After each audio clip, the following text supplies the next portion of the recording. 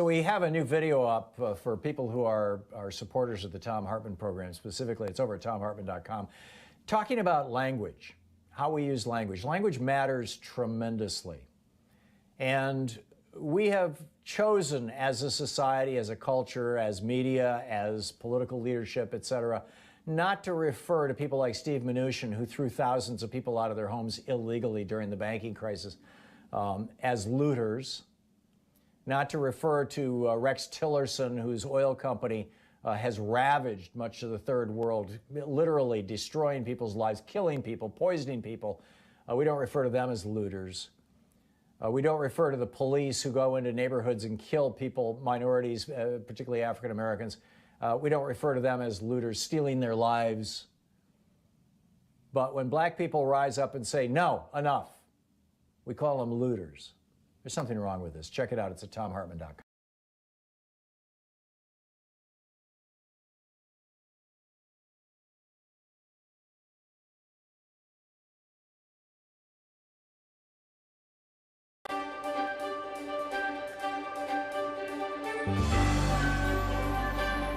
Our book today in the Thom Hartmann Book Club is The Hidden History of Guns and the Second Amendment by yours truly. This is from Chapter 1, The Unholy Alliance of Racism, Genocide, and Guns. In Isaiah 14:21, the Lord tells Isaiah, "Prepare for his sons a place of slaughter because of the iniquity of their fathers." It's a variation on the old story of karma and seems in a very real way to be playing out today in the United States. America is facing an epidemic. Public health officials use that word of gun-related suicides, accidents, and even homicides and police killings.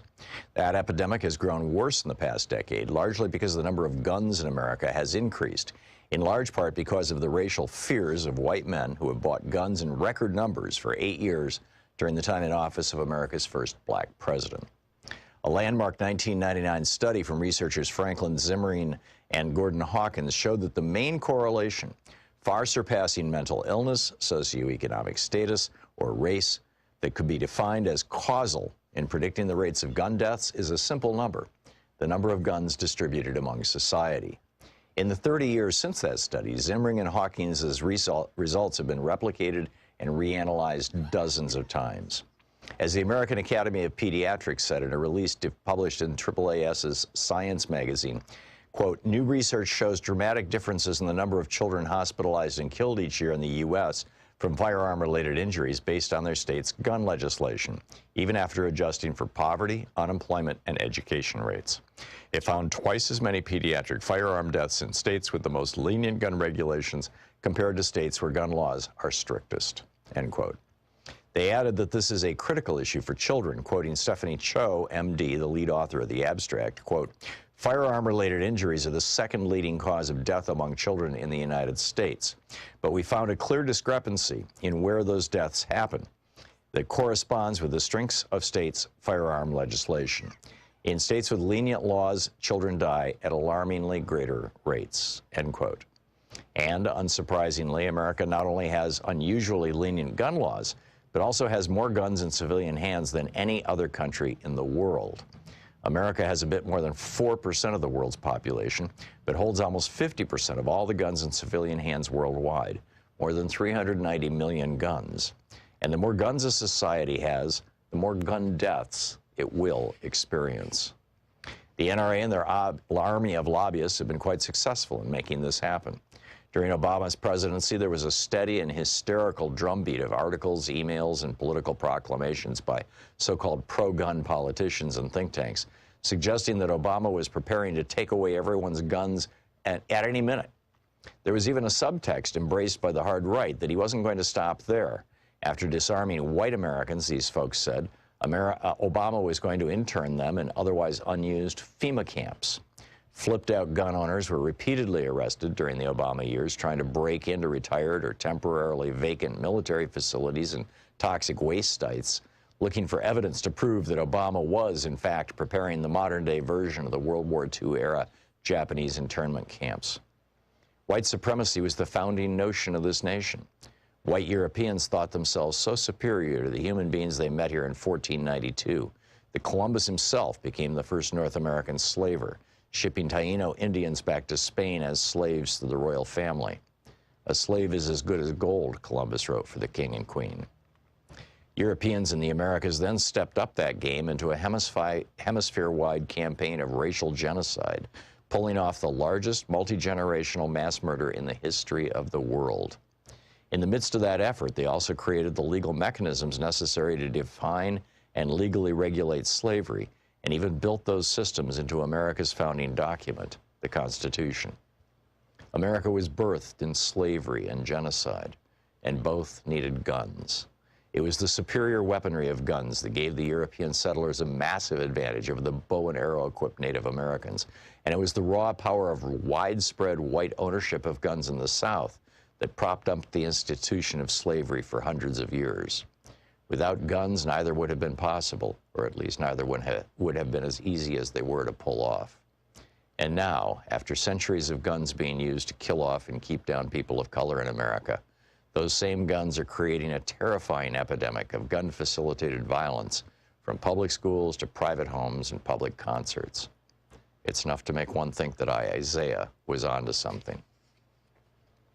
Chapter 2, The Sanitized History of America. The United States' expansion and conquest in the late 18th century through the 19th century and into the 20th century is a history written by white men, inked in the blood of Native Americans, and built on the broken and bloody backs of enslaved people brought here from Africa. From 1791, when the Bill of Rights went into effect, until the end of the Civil War, the Second Amendment protected the rights only of white men to own guns. This is simply because until the ratification of the 14th Amendment, states determined who was recognized as a person protected under the Constitution. Initially, in most states, that meant that white men who owned land and paid taxes were the only people considered full citizens under the Constitution. In the South, white men with guns formed slave patrols to control slaves and formed posses to hunt escaped slaves. The book, The Hidden History of Guns and the Second Amendment.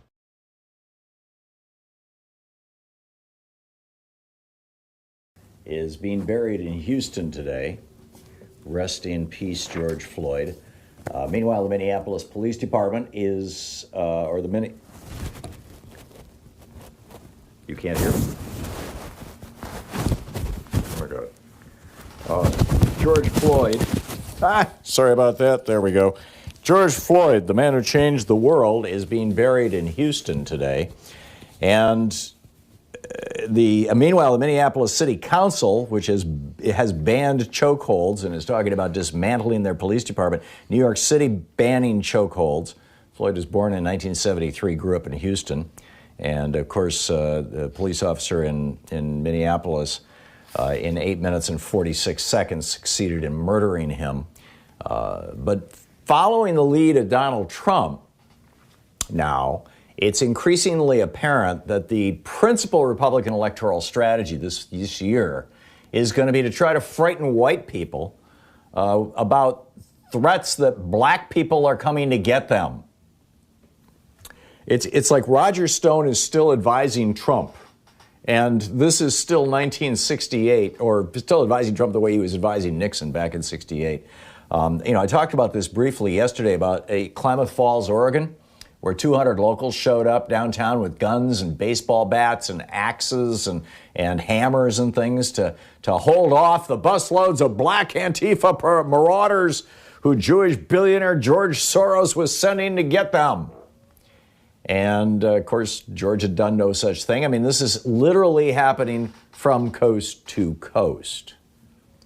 And people showing up, white people showing up with guns, rifles, hammers. It's extraordinary.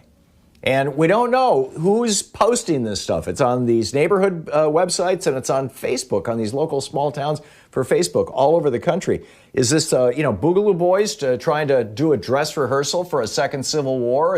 Are they trying to figure out how far they can push things in America? Or is this coming from, some foreign country that wants to tear America apart? Or is it coming out of some secret intel unit in the basement of the White House? Nobody knows, but they did work.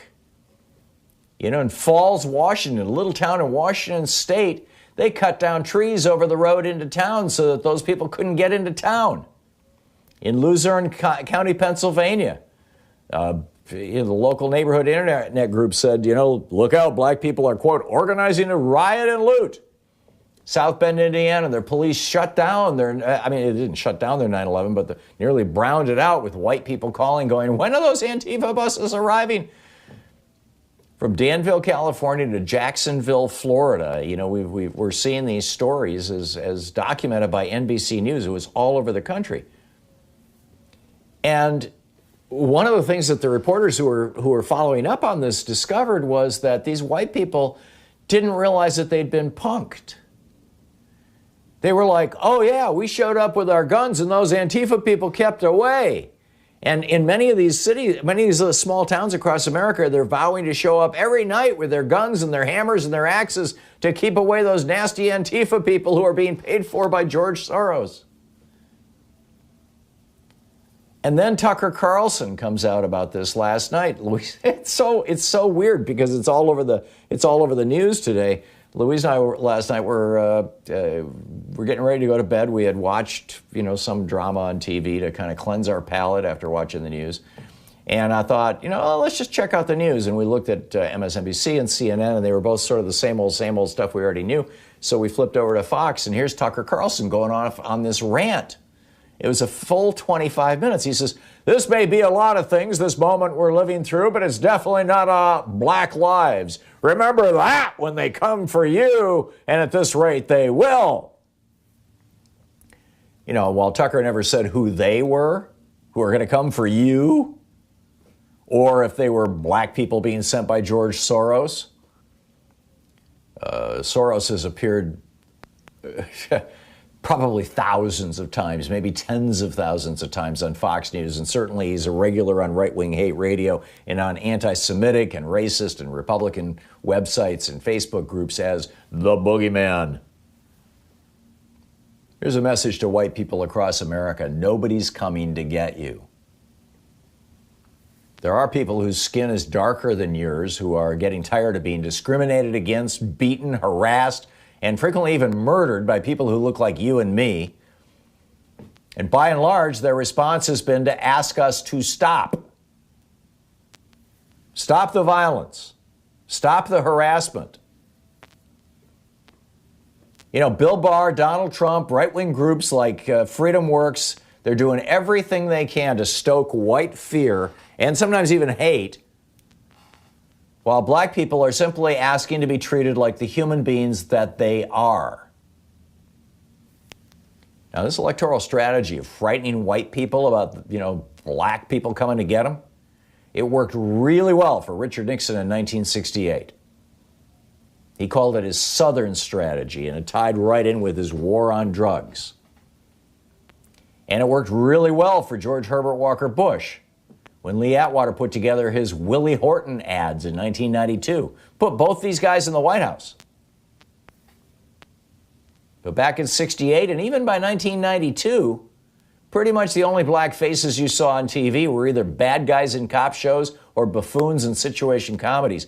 Many white people who had no contact in their day-to-day lives with black people at all, even growing up, many white people just believed those stereotypes to be true, or didn't even think about it, didn't question it. It just became imprinted. And those are the same white people today, those older white people, who make up the bulk of the Fox News and the right-wing hate radio audience. But the media today is more diverse. And we have a younger generation that's grown up knowing that we are all people, regardless of our race, and that we all live in this life together. We all want the same things, life, liberty, and the pursuit of happiness. And we all live together in this country.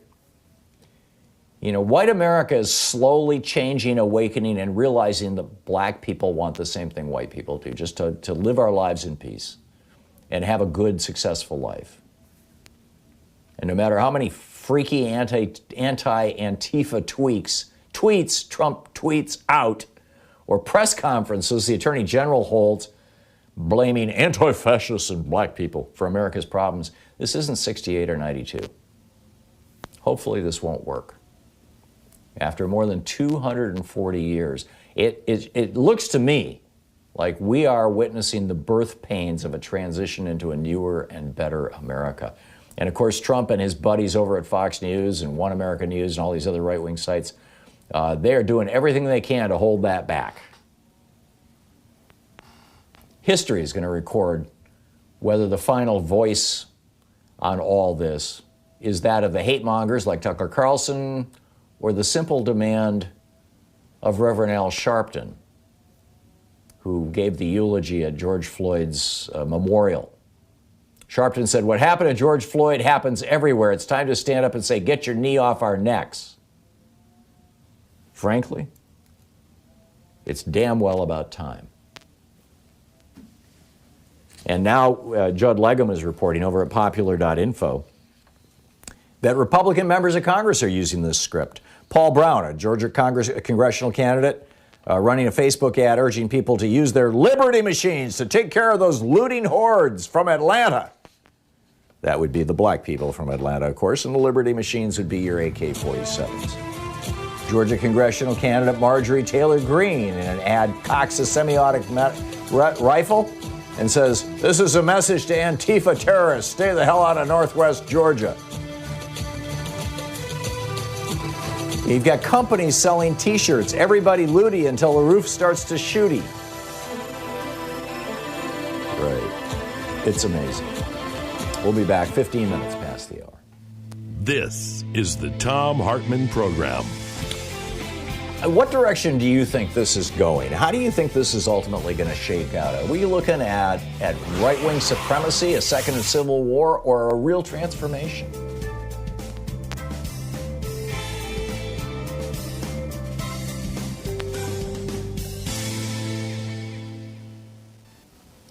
And welcome back. Pamela in Bremerton, Washington. Hey, Pamela, what's up?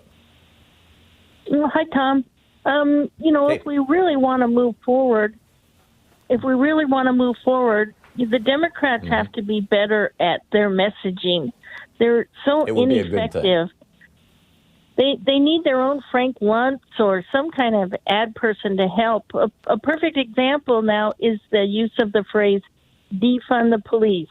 It's confusing. It sounds negative, doesn't even sound like what they really want to do. And the Republicans run with it by saying, "Oh, the Democrats want to do away with all the police," and and it's just the Republicans are so good at vilifying Democrats with their own words, and I'm afraid the Democrats will lose a lot of votes because of it. Well, they'll lose some. I think increasingly what's happening is that you're finding that probably a solid majority of Americans are actually reading real news, and a strong minority of Americans are living in the right-wing bubble. The people that might work with, Pamela, and I realize that that's what you're identifying, are those people who are low-information voters, the so-called swing voters, the so-called people in the middle. Mostly white people who don't watch the news and they're listening to country music instead of listening to the news or whatever it may be. And it may work. It may work with some of them. And I agree that the messaging is not what it should be from a political point of view, but from an activist point of view. Yeah, I mean, police funding has been steadily exploding over the last 3 decades. And what we're getting for it are occupation armies. So to the extent that phrases like defund the police provoke a conversation about, do we really want to spend more money on more tanks and half-tracks and assault weapons for our police forces, or do we want to spend that money in our schools to educate our kids? Do we want to spend more money on stun guns or stun grenades and flashbangs and tear gas for our police departments, or would we rather spend that money on public transportation so that people can get to work? I think that it's over the top, and it wouldn't be my first choice of message. But we've been using the word reform so long. Robbie pointed this out yesterday. It's been completely watered down to the point where it's largely meaningless. It's the excuse that people fall back on, politicians fall back on, when they don't want to really do anything. And reform is the first excuse that they fall back on. And then when they really don't want to do something, they say, well, let's establish a reform commission so that we can study the issue. And that's when they really don't want to do anything. And this has been going on in the United States for a long time. So, but I get what you're saying about messaging. And you know what? If nothing else has taught us this lesson, you'll recall I kept saying, you know, the Trumpies and the right wingers, they had this woman Kate Steinle who was shot by an illegal immigrant, accidentally it turns out, in San Francisco, and they made her like Saint Kate, right? And I kept saying there needs to be a single face for what's going on that the left can promote and point to.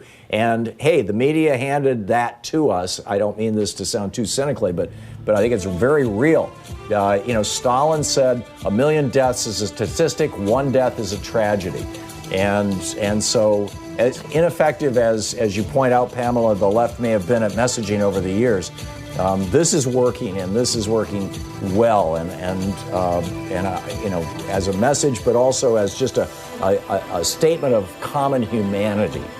So we got to move forward. Senator Merkley is with us next. Stick around.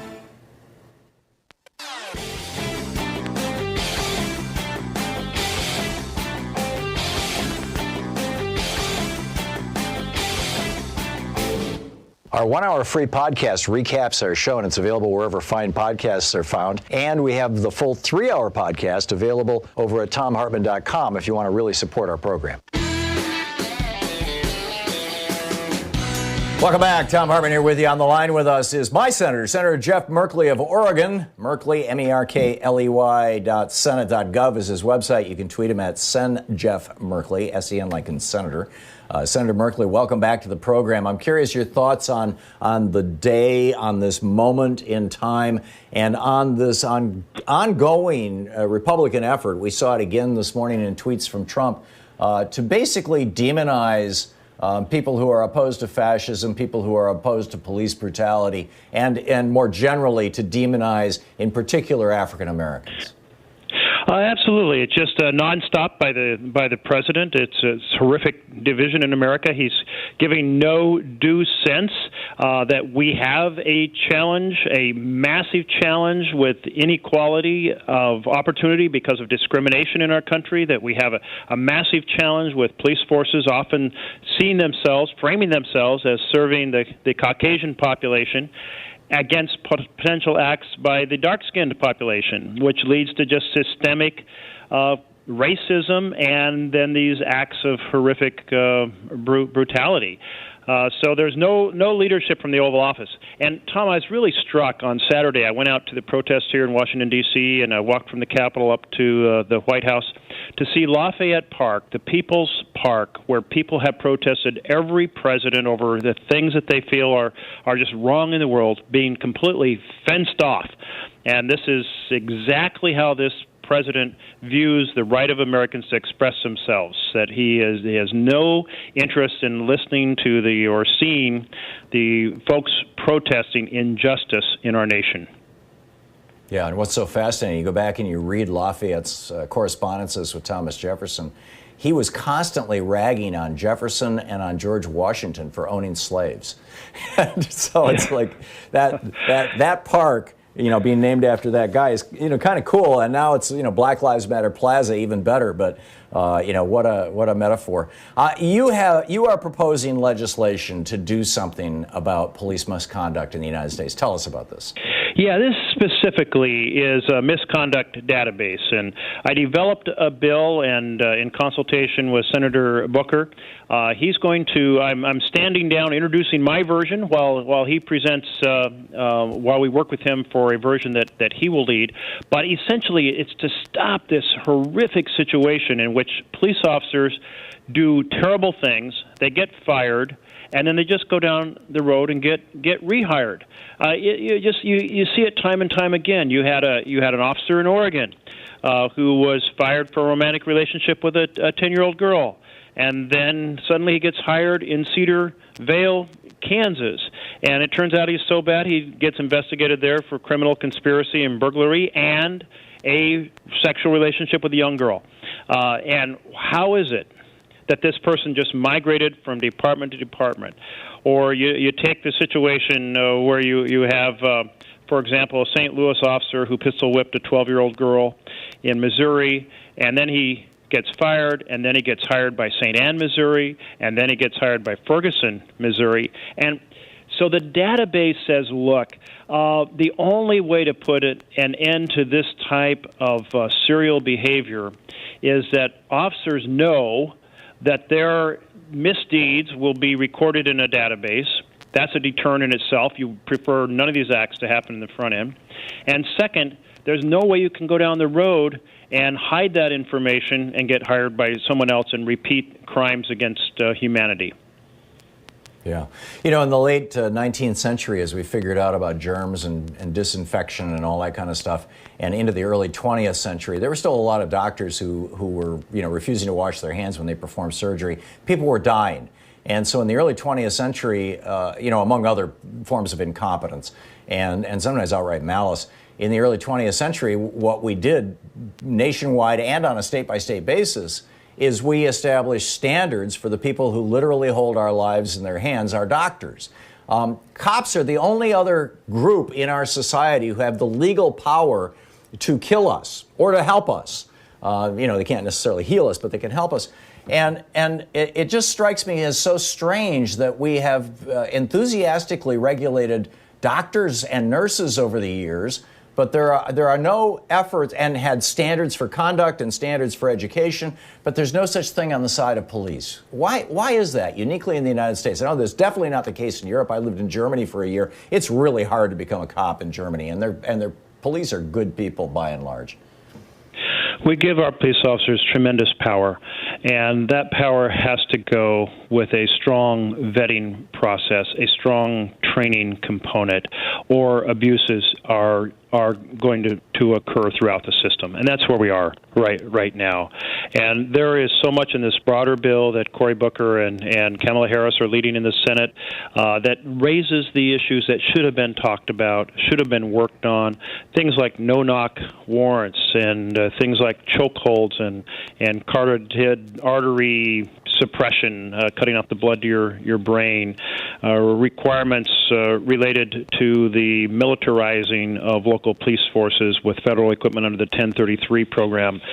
There's a ton of things in here, but transparency in how police act, which is a piece that I'm focused on, is a really key component of this, both to prevent abuse on the front end and make sure it doesn't just happen again after someone has been hired or they resign. They'd still be subject to the transparency and reporting provisions if they resign to escape getting hired, so that they can't just go on and do bad things elsewhere. Yeah. It seems like there's so far to go. We just have a few seconds before we hit a hard break. What about cops having to carry insurance like doctors do? Like malpractice insurance? It's an issue I haven't looked at. Well worth investigating. It seems like something that could be sold to your Republican colleagues as a free market solution. Maybe. I don't know. Interesting idea. There's probably a whole bunch of... Yeah, there's probably a bunch of complicated cross currents. But Senator Merkley, I'm sorry we're out of time. Thanks so much for dropping by today. It's great having you on the program as always. Good to be with you. Always welcome. Thank you so much. Take care now. We'll be back with more of the news of the day and your calls in just a moment. Coming up on 28 minutes past the hour. The Thom Hartmann Program. Call 202-808-9925. Stick around. We'll be right back. 28 minutes past the hour.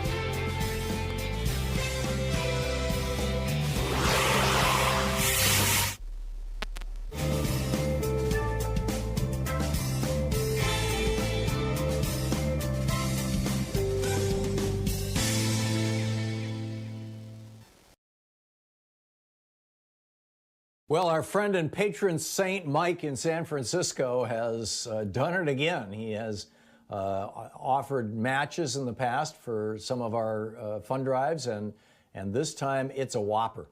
Mike will match your gift up to $50,000 today and tomorrow, right here on Free Speech TV. Your gift. And so if you have the ability to make a large gift, $1,000, $5,000, $10,000, something like that, or even, what might be large for many of us, for me, $100 gift is a large gift. Whatever you can give, now is the time to do it, today and tomorrow, because during these 2 days, Mike is doubling all gifts up to $50,000. So please call now, Free Speech TV, 877-378 8669 and help us keep this extraordinary little engine that could network on the air, and with great messages from great hosts and great programs. Keep it all alive and well and going, and step by step, and help hold our what's left of our democracy together, and help us work towards shaping a new and positive future, a pluralistic future, a multiracial racial future, a multicultural future, a true American future. This country's slogan, E pluribus unum, out of many comes one, or out of many comes unity, has been completely abandoned by the Republican Party and by Donald Trump. They have completely embraced this message ever since Richard Nixon's Southern strategy in 1968 of white people against everybody else. Or actually, the way they would phrase it is everybody else against white people. Look out, white people, be afraid. Well, that's the message of Trump. That's the message of Stephen Miller. That's the message of Mike Pence. That's the message of the Republican Party. And like I said, it has been since '68. I don't think Americans are buying it anymore. And these important voices that are talking about these issues are found right here on Free Speech TV. And Free Speech TV is only here today because in past fund drives, you or people like you have called up 877-378-8669 and said, yes, let me make a contribution. Make it a sustaining contribution. Charge my credit card every month for the next year. Or here's whatever. Here's $5. $5 gifts actually are a big deal. Help us make this happen. Help us make it happen now. We've been really, really soft the last few days in our fundraising drives. I don't know if it's because I've been speaking too softly or what, but please now call 877-378-8669 and make your contribution. Become part of Free Speech TV. With a $20 gift, you have a choice between the Proud Student of Thom Hartmann University bumper sticker or the car magnet that says, I'm voting, are you? That's $20. With a $50 gift, you have your choice between the Just Effing Vote tote bag or the Free Speech TV webcam cover. With a $75 gift, there's the Thom Hartmann Program mug, which is really cool. I guess if you like my face, it's really cool. In any case, there it is. With a $100 gift, $100 even, you get the Free Speech TV face masks. There, you get two of them, in fact. And with a $120 gift, you get your choice of any of the above: the social distancing kit, which is the Free Speech TV face mask and hand sanitizer, the Just Effing Vote t-shirt. These are all $120. The Ask Me About Free Speech TV t-shirt, an autographed copy of The Hidden History of the War on Voting, my most recent book, a copy of The New Jim Crow by Michelle Alexander. These are some really super relevant, highly educational books about issues around race. White Fragility by Robin DiAngelo, Dear White America by Tim Wise, or Uprooting Racism by Paul Keevil. Or, and this is brand new, my new book, which will be coming out in a couple of months. You'll be one of the very first people to get them because Free Speech TV gets the pre-shipment orders, and they'll put in the autographed bookplate and send it out to you. So you'll get it probably before, even if you ordered it through a bookstore. The Hidden History of Monopolies, American Monopolies, and How Big Business Stole the American Dream. It's my newest book. It's not even out yet, and this is how you get in line. It's with a $120 gift. So you get your choice of all those things with a $120 gift. You get one of them. With a $240 gift, we have a meet and greet, an online meet and greet where we can meet, where we all get together on a Zoom call. We'll keep it fewer than 10 people, and have a candid and friendly conversation. With a $360 gift, there's the Thom Hartmann University box, 2 Free Speech TV face masks, The Hidden History of the War on Voting, the Just Effing Vote tote bag, the I'm Voting Are You car magnet, and the Just Effing Vote t-shirt, all together for $360. And with $1,000, get in line for the $1,000 come to Portland, Oregon, hang out with us for the third hour of the show, and then have lunch with me afterwards. Special meet and greet. So those are the premiums. But most important, your gift today is going to be doubled. It's going to be matched by Mike in San Francisco, up to 50 grand. Call now, 877-378-8669. Please call now.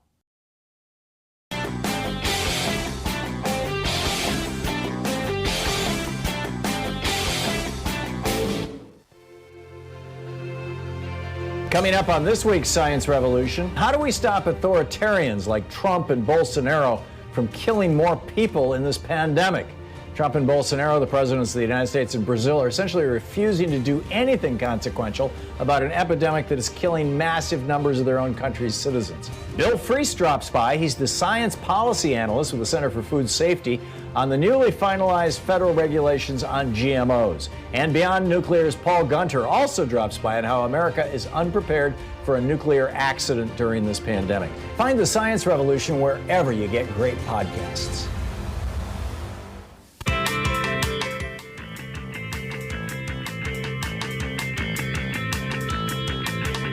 Welcome back. Thom Hartmann here with you. So it's incredible. We're seeing news that state police officers in Minnesota were slashing the tires of protesters.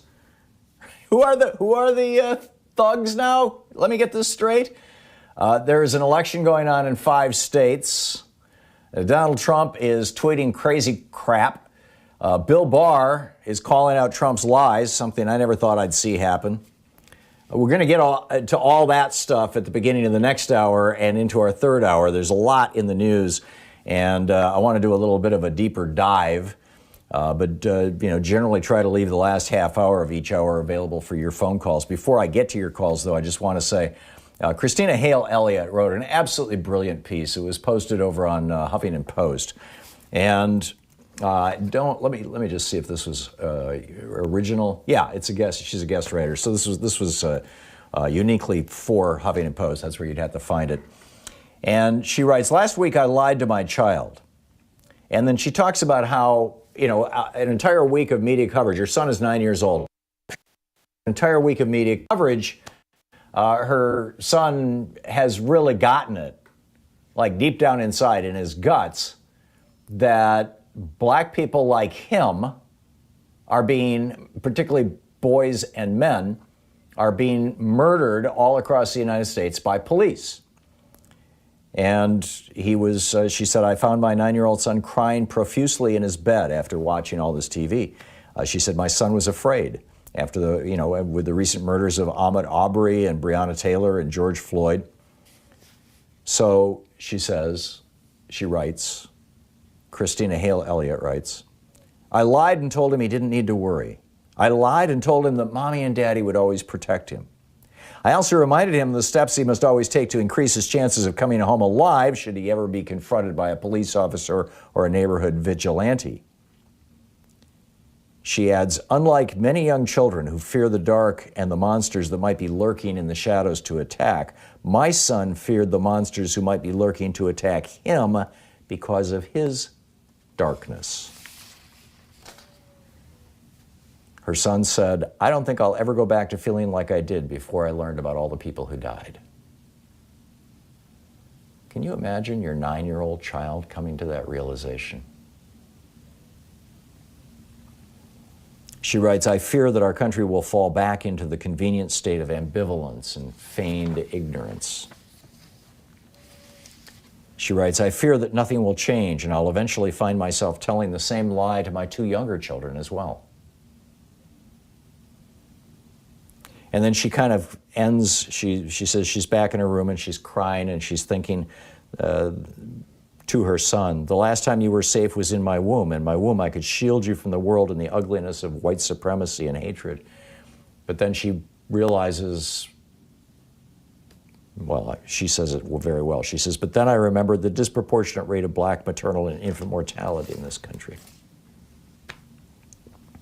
So she recalibrates it. She says, "The last time you were truly safe was in my dreams, in that ephemeral space of hope and possibilities where I imagined who you might be and the life that you might live." Let's try to make the dreams of every parent in America, every child in America, every person in America come true.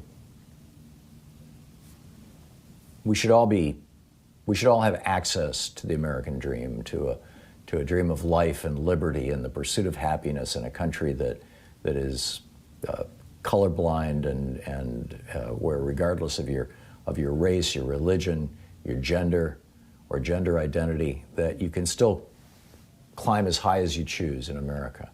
Obviously, that's not the country we have right now.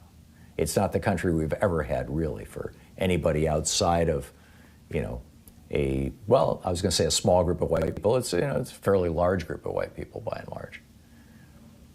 But let's make America rise up to and live to and become the ideals that we at the very least claimed it was founded on.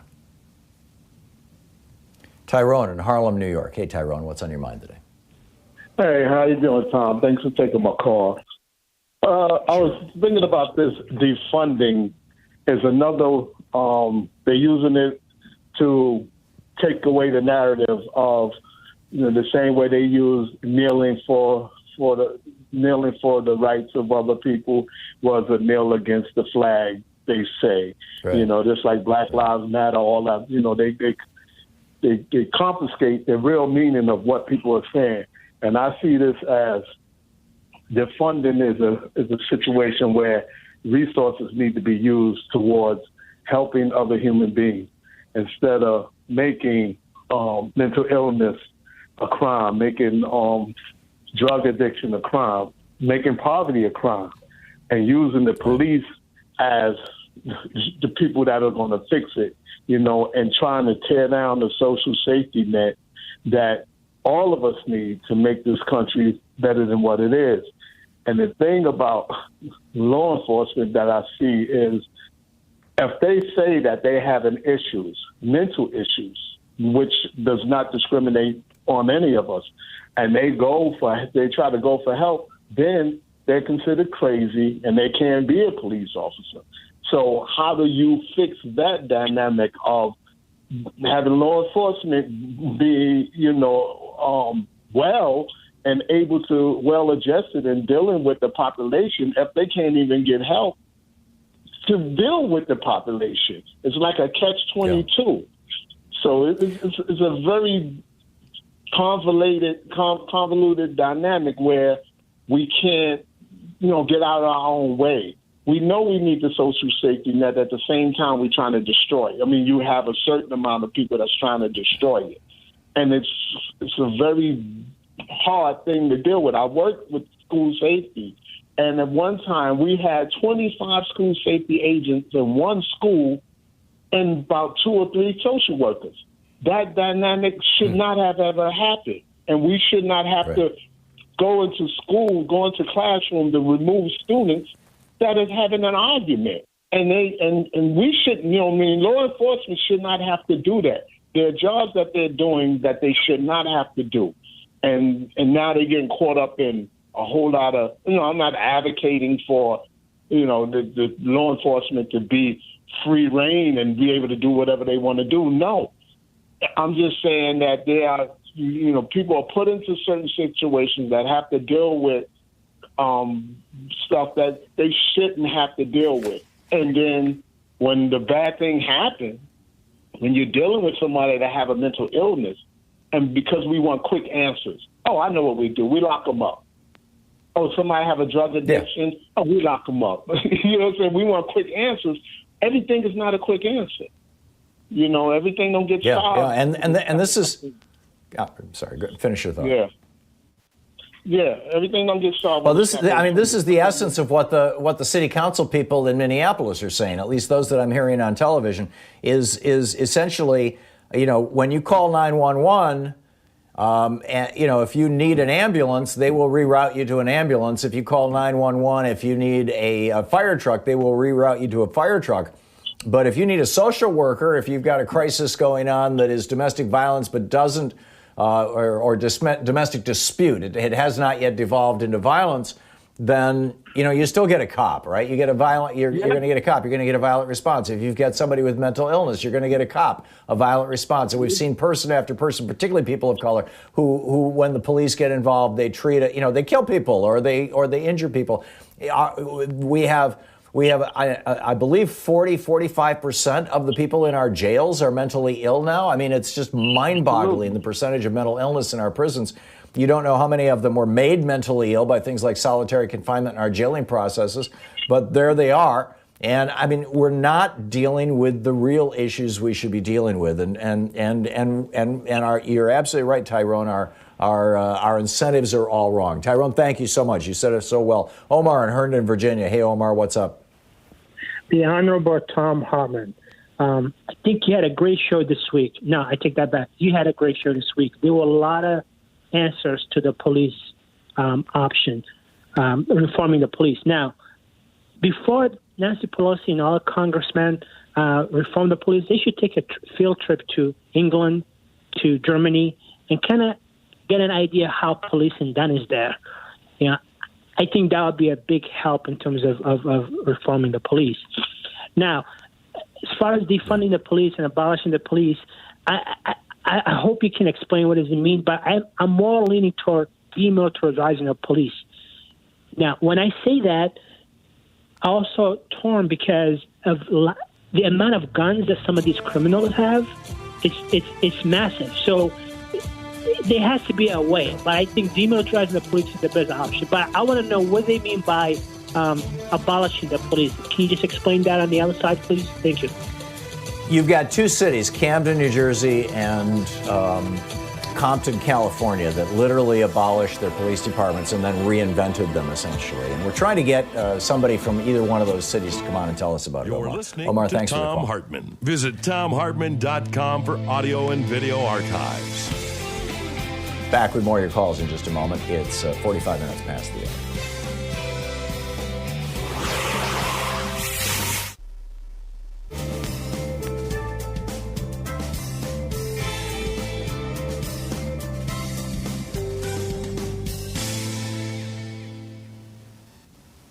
And welcome back. Chaz in Lakewood, Washington. Hey, Chaz, what's up?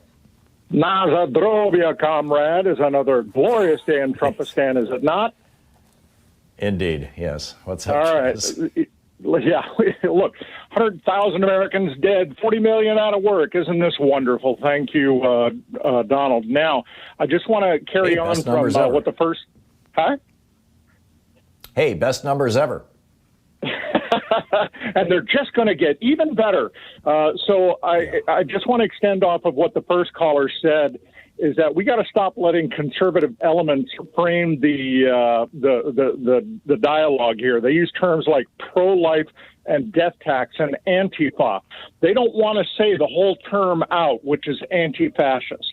And I'm sorry, but if you are anti-fascist, do the math. The two terms cancel each other out. You are fascist.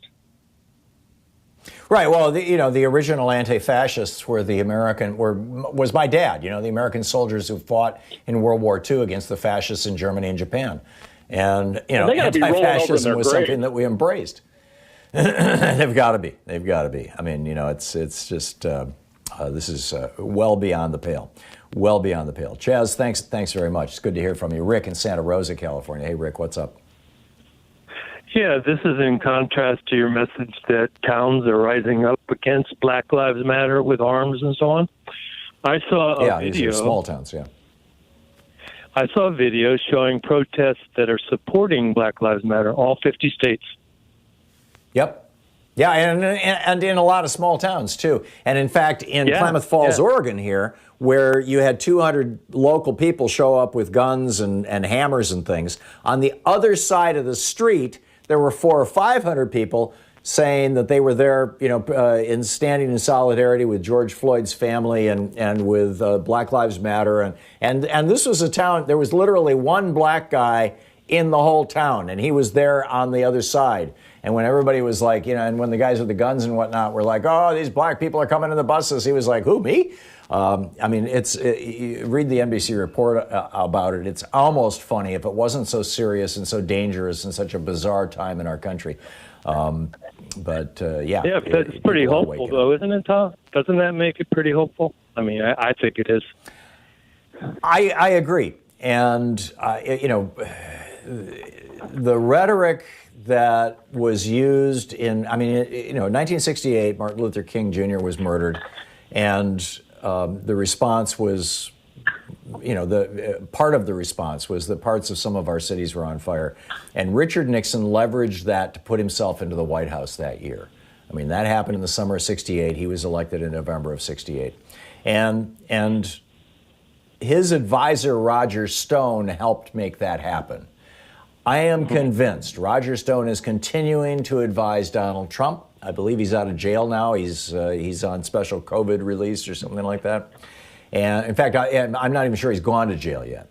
And so if Roger Stone is advising Trump, he's advising them, he's reading to him basically the Nixon playbook. This is not 1968. As I said in my opening rant, this is not 1968. And Rick, I don't think it's going to work. I think America is changing, has changed, is changing more rapidly now. Part of it is technology. Part of it is just the normal advance of civilization. Part of it is the fact that, we're becoming a majority minority country. All of these things together are working to make America a better place. But we got, there's the birth pains that come first.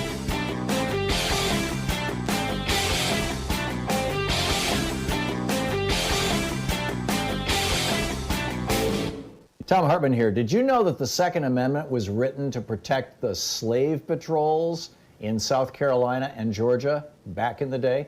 It's in my new book, The Hidden History of Guns and the Second Amendment, available wherever you find great books. So in our latest video for supporters of our program over at ThomHartmann.com, you'll find a riff about a fellow named Errol Graham. He's a 57-year-old African English individual who starved to death recently in the United Kingdom. The neoliberal Thatcher policies are apparently echoing through the British system now in a rather substantial way, the same way that Reaganomics is echoing through the American system. And we've got tens of thousands of Americans who die every year because they lack health care or they can't afford copays and things. And we have literally millions of children in America who are malnourished or even go to bed hungry every night. It's pretty breathtaking stuff, and I think you'll find the rant particularly interesting or useful, and hope you can share it with your friends when you pick it up. It's over at ThomHartmann.com. Thanks again for supporting our program.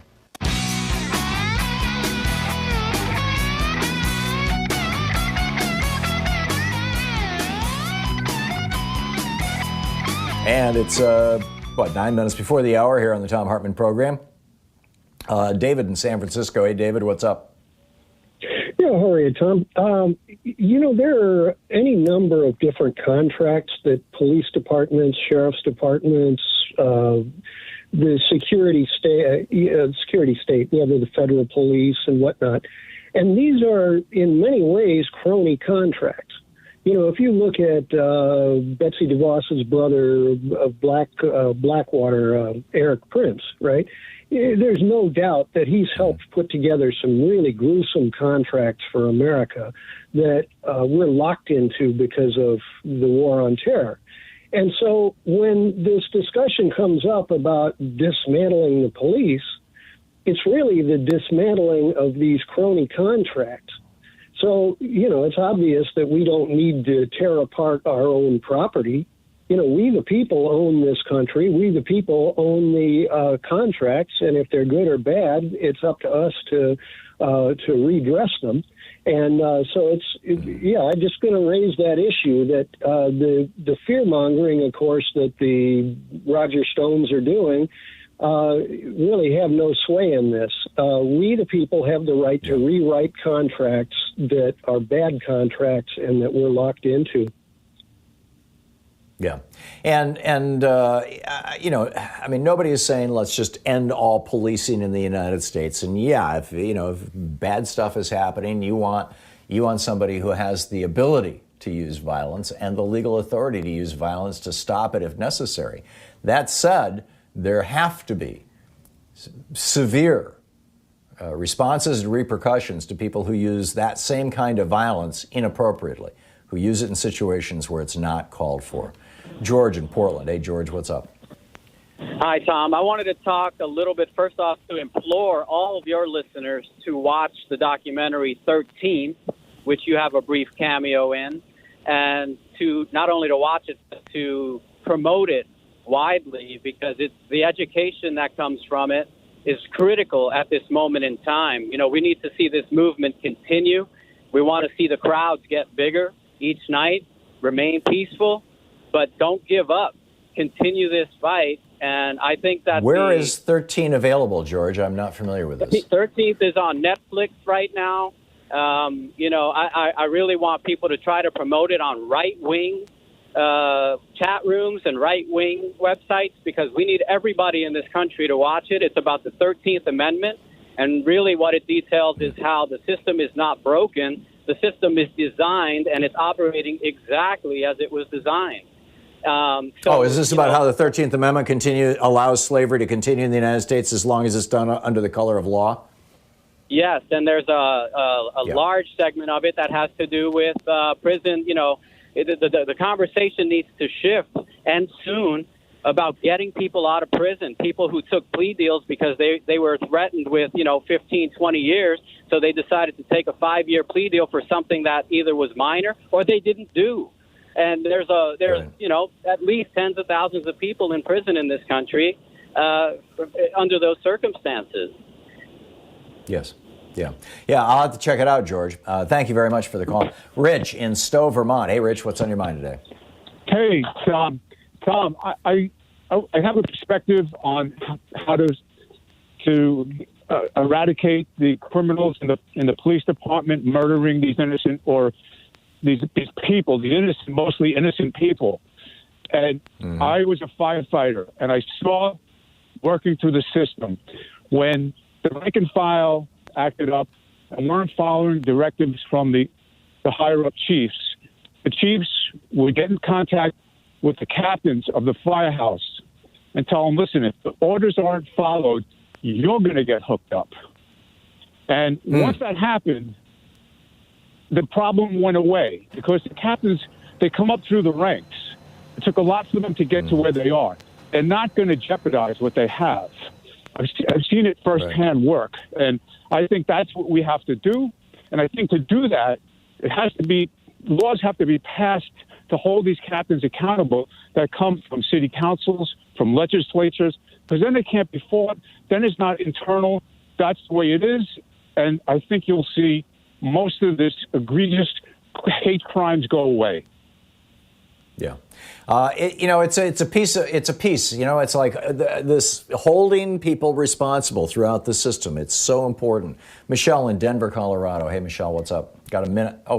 We don't even have a minute until the break here, Michelle. Let me put you on hold, and I'll pick you up on the. Oh, wait a minute. No, I do have a minute, don't I, Sean? No, I don't. Okay. Yeah, Michelle, hang on there. We'll get back with you. We just have 20 seconds to the break. Anyhow, here we have police officers were slashing the tires of reporters and people who had parked in a nearby parking lot to go protest. Mother Jones has the video up right now. These brave law enforcement apples systematically destroying reporters and protesters' vehicles. 2 law enforcement agencies. They were state troopers, according to the Minneapolis Star Tribune. State troopers and deputies from Anoka County, strategically deflating tires. You're listening to Thom Hartmann.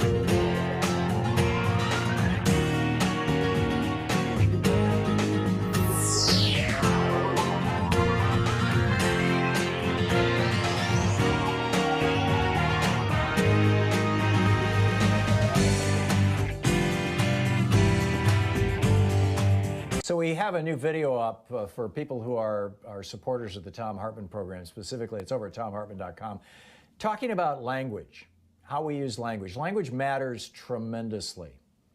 And we have chosen as a society, as a culture, as media, as political leadership, etc., not to refer to people like Steve Mnuchin, who threw thousands of people out of their homes illegally during the banking crisis, as looters, not to refer to Rex Tillerson, whose oil company has ravaged much of the third world, literally destroying people's lives, killing people, poisoning people. We don't refer to them as looters. We don't refer to the police who go into neighborhoods and kill people, minorities, particularly African Americans. We don't refer to them as looters, stealing their lives. But when black people rise up and say, no, enough, we call them looters. There's something wrong with this. Check it out. It's at thomhartmann.com. Well, our friend and patron saint Mike in San Francisco has done it again. He has offered matches in the past for some of our fund drives, and this time it's a whopper. Mike will match your gift up to $50,000 today and tomorrow, right here on Free Speech TV. Your gift. And so if you have the ability to make a large gift, $1,000, $5,000, $10,000, something like that, or even, what might be large for many of us, for me, a $100 gift is a large gift. Whatever you can give, now is the time to do it, today and tomorrow, because during these 2 days, Mike is doubling all gifts up to $50,000. So please call now, Free Speech TV, 877-378-8669, and help us keep this extraordinary little engine that could network on the air, and with great messages from great hosts and great programs.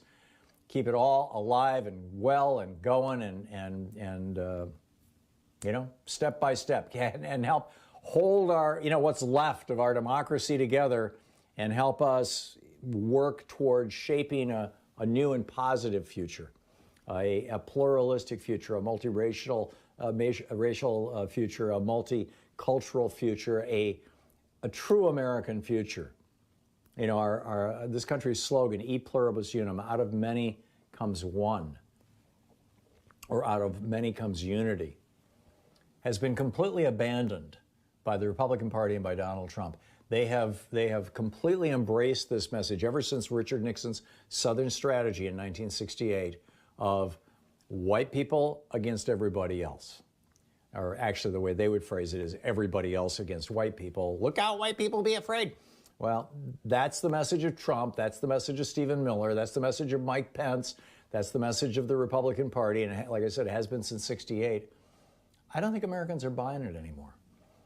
And these important voices that are talking about these issues are found right here on Free Speech TV. And Free Speech TV is only here today because in past fund drives, you or people like you have called up 877-378-8669 and said, yes, let me make a contribution.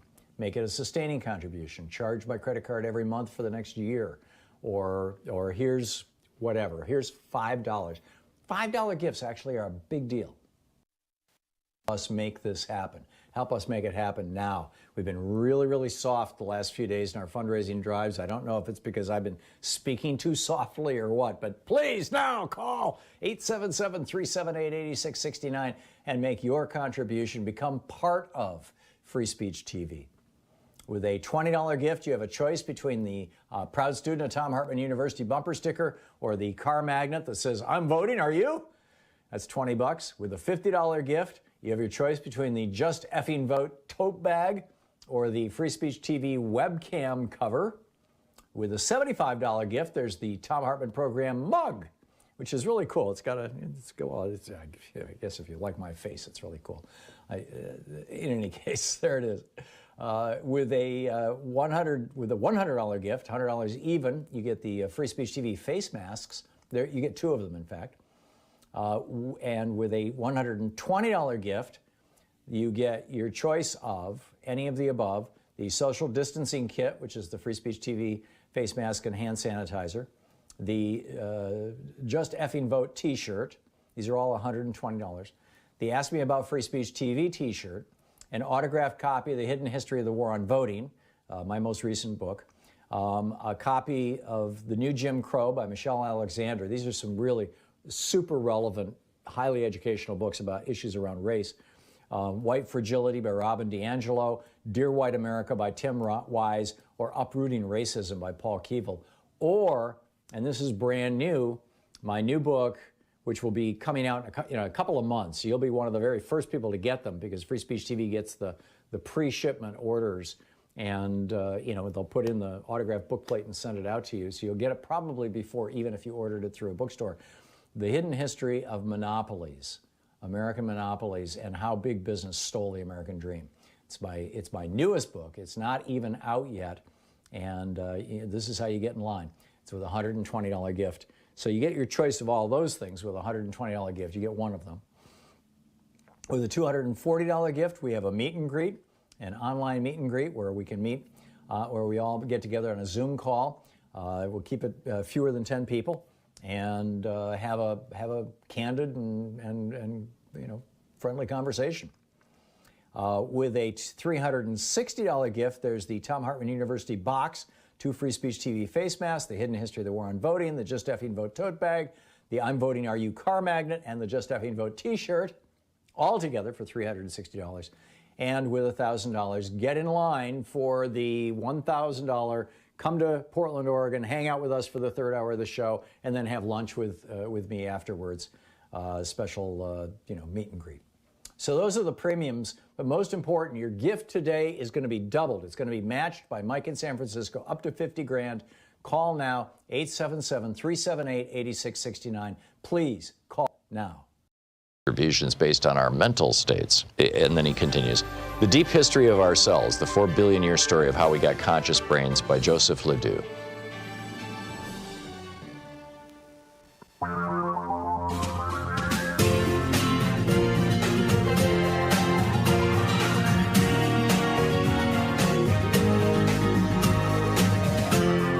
This is the Thom Hartmann Program. Welcome back. Thom Hartmann here with you. Boy, what a day, huh? It is absolutely remarkable. Donald Trump smearing the 75-year-old Catholic peace protester who he's saying, oh, yeah, he fell. Like, he intentionally made it worse than it was. Yeah, he really wanted to crack his skull open and bleed out of his ear. The fellow, his name is Mr. Gugino, or Gugino, I guess it is, in this propaganda channel. I mean, this is what Trump does. He doesn't, if he wants to know what's going on in the world, he's got the best intelligence agencies in the world, in his office. But, he'd rather watch Fox News and One American News. He's living inside this weird little bubble. And now we're finding, more and more of these killings of black men by police in circumstances that should not have led to anything even close to homicide over and over again.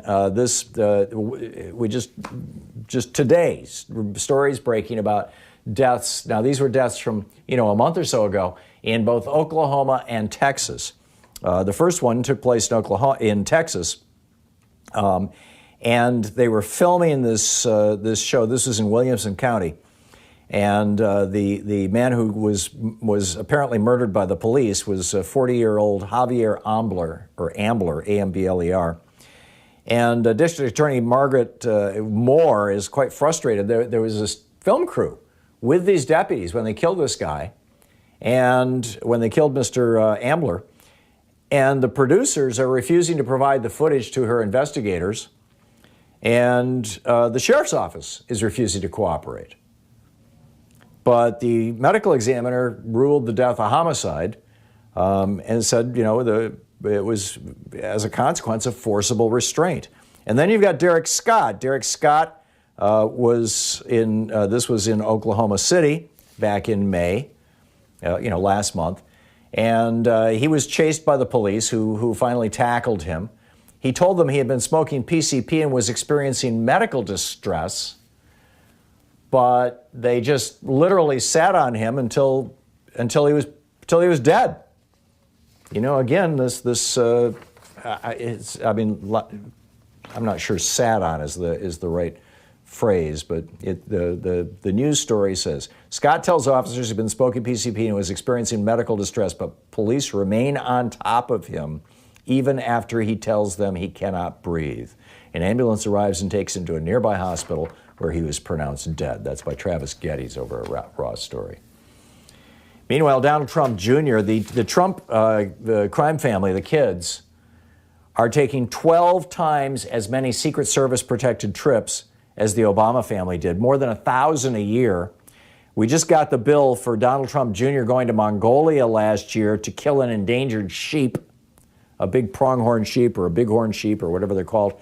It's $77,000 just in Secret Service fees. Now, you know, he and Jared and Ivanka and Eric and their respective girlfriends and wives and whatnot, you know, they all still own their giant for-profit corporations. They all claim to be billionaires, but they're all traveling on your dime and my dime, and we're paying for their protection. We paid $77,000 so Don Jr. could go over to Mongolia and kill an endangered species. I mean, something's just fundamentally wrong with that. You know, that's bizarre beyond bizarre. I mentioned at the beginning of the last hour the police officers in Minneapolis slashing tires. What they're calling this now, the state troopers and these deputies from Anoka County, this is what spokesman Bruce Gordon of the Sheriff's Office's Department of Public Safety said, quote, "State patrol officers strategically deflated tires in order to stop behaviors such as vehicles driving dangerously and at high speeds in and around protesters and law enforcement." Well, if you're going to deflate somebody's tire, don't you just let the air out? Do you really have to slash the tire? He continues, while not a typical tactic, vehicles were being used as dangerous weapons and inhibited our ability to clear areas and keep areas safe where violent protests were occurring. Yeah. Violent police actions were occurring, as far as I can tell. Meanwhile, it's election day in 5 states. And people across these 5 states are going to the polls. Those states are, hang on just a second. I've got a list here someplace. Massachusetts, Minnesota, New Hampshire. Oh, there's a bunch of them. Wisconsin.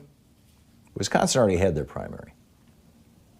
So, but in Georgia, remember yesterday I went off on this long rant about how the number one voter suppression technique that Republicans have been using for 20 years, or actually much longer than that, but it's been on parade on our nightly news every single election day in a big way since the 2000 election.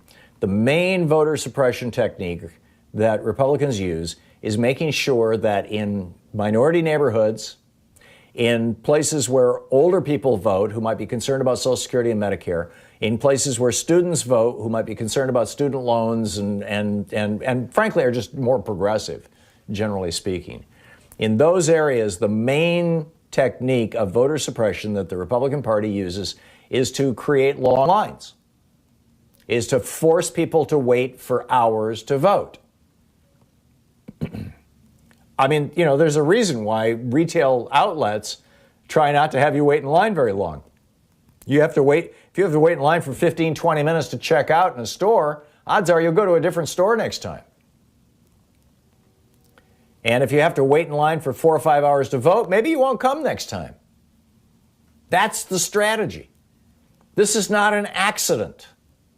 It is totally predictable how long the lines will be. All you have to do is look at previous elections. It's simple math. This is not even trig, or this is addition and subtraction. And the governor of Georgia, understands this very well because he ran the elections in Georgia for years and years. Brian Kemp ran the elections. He removed, hundreds of thousands of people off the voting rolls so that he could beat Stacey Abrams, and now he's running the elections in Georgia. And here's this story, a complete meltdown. Some voters have been captured on video. This is from Sky Palma over on Raw Story. Some voters have been captured on video airing their frustrations. In one video, a woman says she once served in the Obama administration, stands outside her car and says the situation has her terrified. This is wrong, the woman says. This is America. Please, God, help us. This is a crisis in our world to make us not exercise our right to vote. Another woman told a journalist, this is ridiculous. She said, in the United States of America, this time, people can vote. People are killing each other. They can't get along. What's going on? Another woman took to Twitter after standing in line since 6:45 a.m., said it took her 2 hours. Ron Clark, the author, tweeted, within 50 minutes, only 4 people voted out of a line that contained hundreds. Why? Oh, a lot of broken voting machines were put into the minority areas of downtown Atlanta. What a surprise. I wonder why Brian Kemp or why they would do that. All of these problems, by the way, are solved by mail-in voting, which is why you've got the Secretary of State of, I believe it is Iowa, trying to outlaw mail-in voting. I mean, it just gets worse and worse. Anyhow, we'll be back with more of the news of the day and your calls right after this. It's 15 minutes past the hour. Stick around. This is the Thom Hartmann Program. And our third hour, Mark Taylor Canfield is going to drop by with a report from Seattle. Some wild going on there. We'll be right back.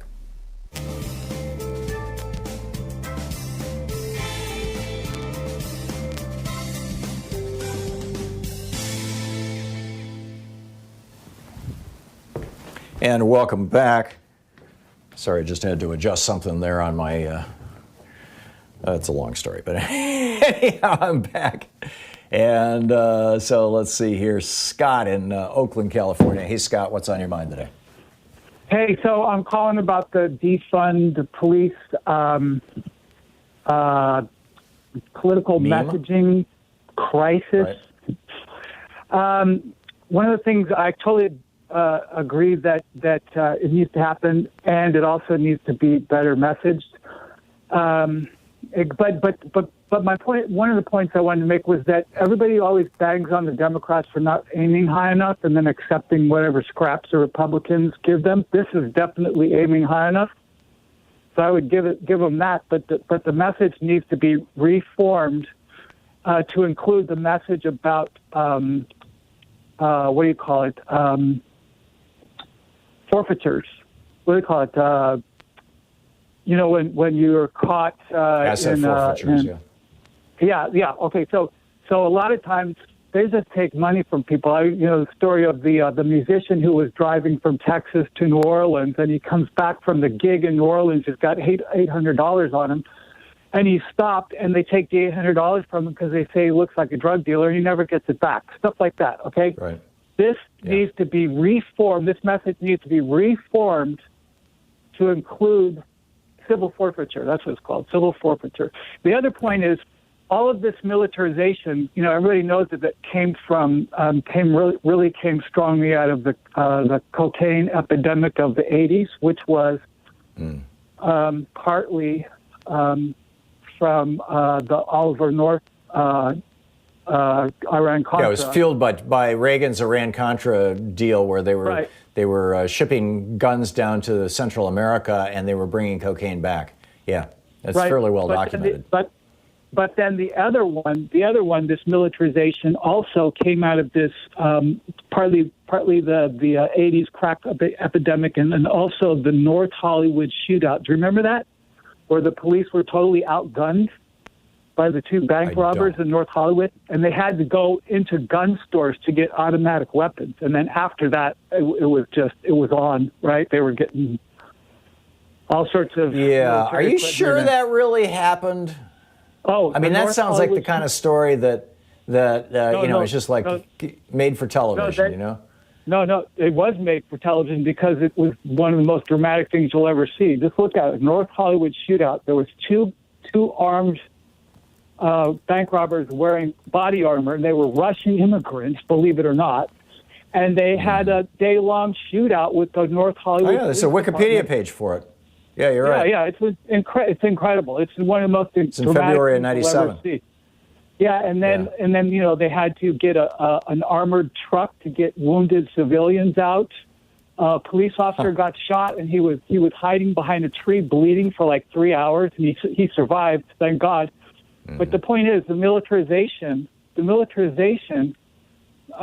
the police departments has this very complex and history, and it can't be solved with a simple meme like defund the police. You have to go deeper than that. I agree, Scott. But that said, putting it out, and then saying, okay, we'll take a halfway step, which is, yes, we're still going to have police, but they're going to be the police force is going to be half the size it was. They're going to do community policing. We're going to substantially disarm, at least the military weapons. Scott, thanks for the call. We'll be back.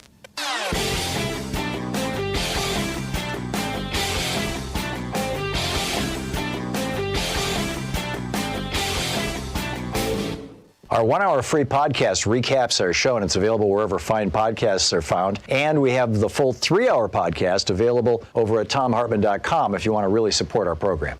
In our latest video for folks who support our show over at thomhartmann.com, it's pretty mind-boggling, actually. The candidate Trump back in 2016 said, I'm not going to cut Social Security like every other Republican, and I'm not going to cut Medicare or Medicaid. Every other Republican is going to cut, but I won't. That's what he said. Well, what did his budget actually propose? His budget actually proposed, this is last year's budget. Congress didn't pass it, thank God, but this is what his budget proposed. $1.9 trillion in cuts to Medicare and Medicaid, and $26 billion in cuts to Social Security. And now he is block granting Medicaid to the states, which is already cutting back on Medicaid programs in the red states. You can check it all out over at thomhartmann.com.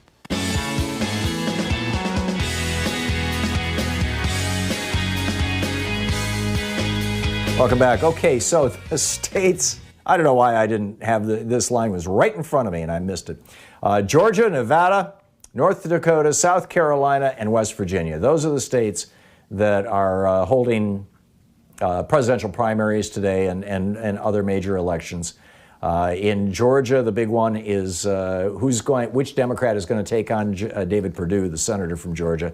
John Ossoff, who has had a bite at this apple before, is in that race, and although he's got some, there's some good contenders, right across the board. So some interesting races.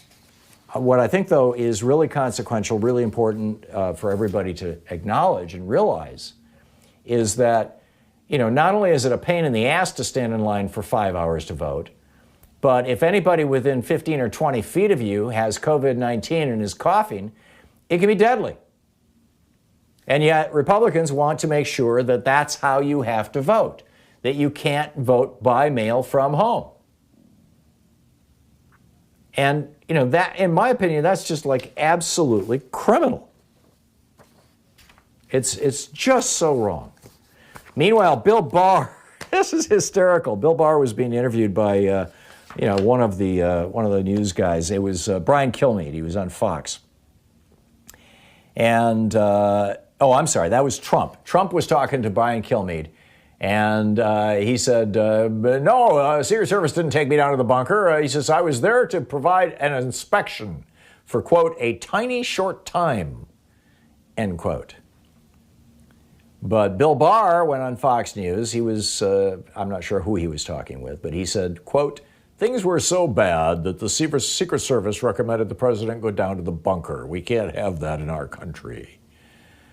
Right. So what's Trump going to do now? I mean, typically when people in his cabinet contradict him or point out that he's been just lying to people, particularly lying to people on Fox News, they get fired. But Bill Barr is the guy who's keeping him out of jail. Bill Barr is the one who's keeping all that redacted material in the Mueller report redacted so that Congress can't see about all the connections between Donald Trump and Russia and other countries. You know, Bill Barr is the guy who is covering up, a whole spectrum of crime, including the Jeffrey Epstein stuff. Bill Barr's father gave Jeffrey Epstein his first teaching job. I mean, it gets really weird, right? So is Trump going to fire Bill Barr? Somehow I doubt it. Meanwhile, David Sirota writing about defunding the police, right? Defunding the police. The U.S. Chemical Safety Board they police major industrial accidents. Republican leaders are trying to defund them. The Equal Employment Opportunity Commission, which polices corporations' compliance with civil rights laws, Republicans are trying to defund them, and have to some extent. The Consumer Product Safety Commission, which polices industries, I'm reading from David's newsletter, too much information, which polices industries to make sure their products don't harm or kill people. The Trump administration and the Republicans, Mitch McConnell and all his buddies, they're trying to defund the CPSC, the Consumer Product Safety Commission.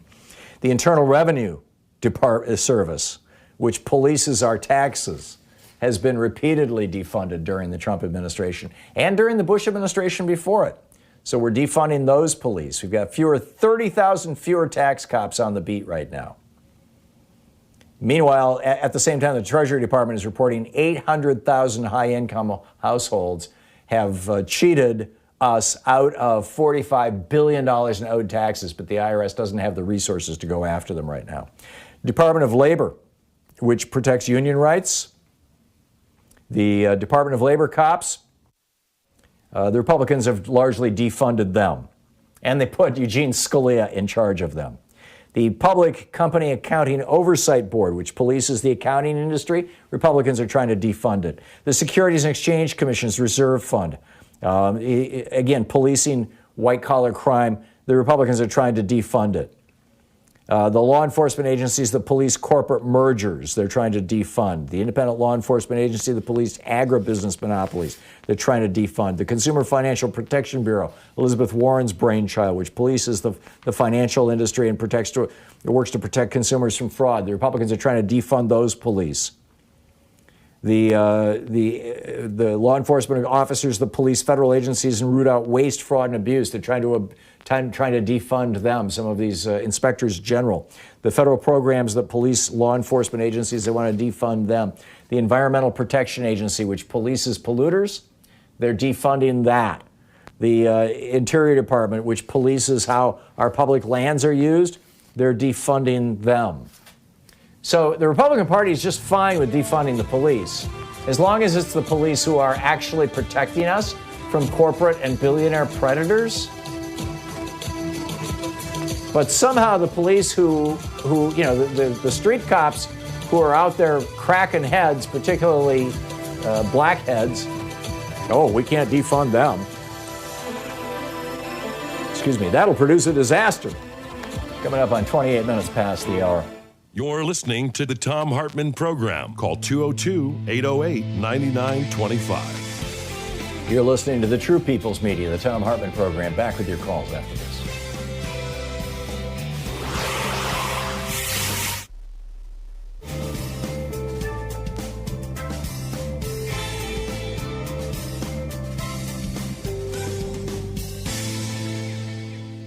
Well, our friend and patron saint Mike in San Francisco has done it again. He has offered matches in the past for some of our fund drives, and this time it's a whopper.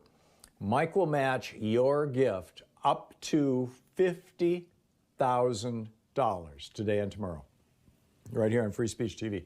Your gift. And so if you have the ability to make a large gift, $1,000, $5,000, $10,000, something like that, or even, what might be large for many of us, for me, a $100 gift is a large gift. Whatever you can give, now is the time to do it, today and tomorrow, because during these 2 days, Mike is doubling all gifts up to $50,000.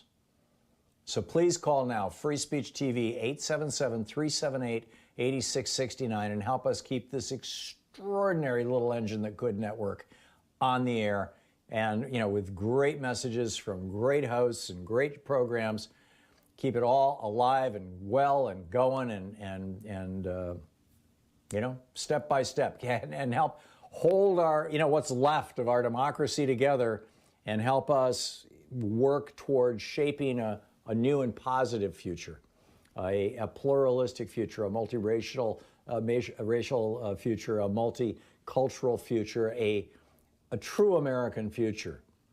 This country's slogan, E pluribus unum, out of many comes one, or out of many comes unity, has been completely abandoned by the Republican Party and by Donald Trump. They have completely embraced this message ever since Richard Nixon's Southern strategy in 1968 of white people against everybody else.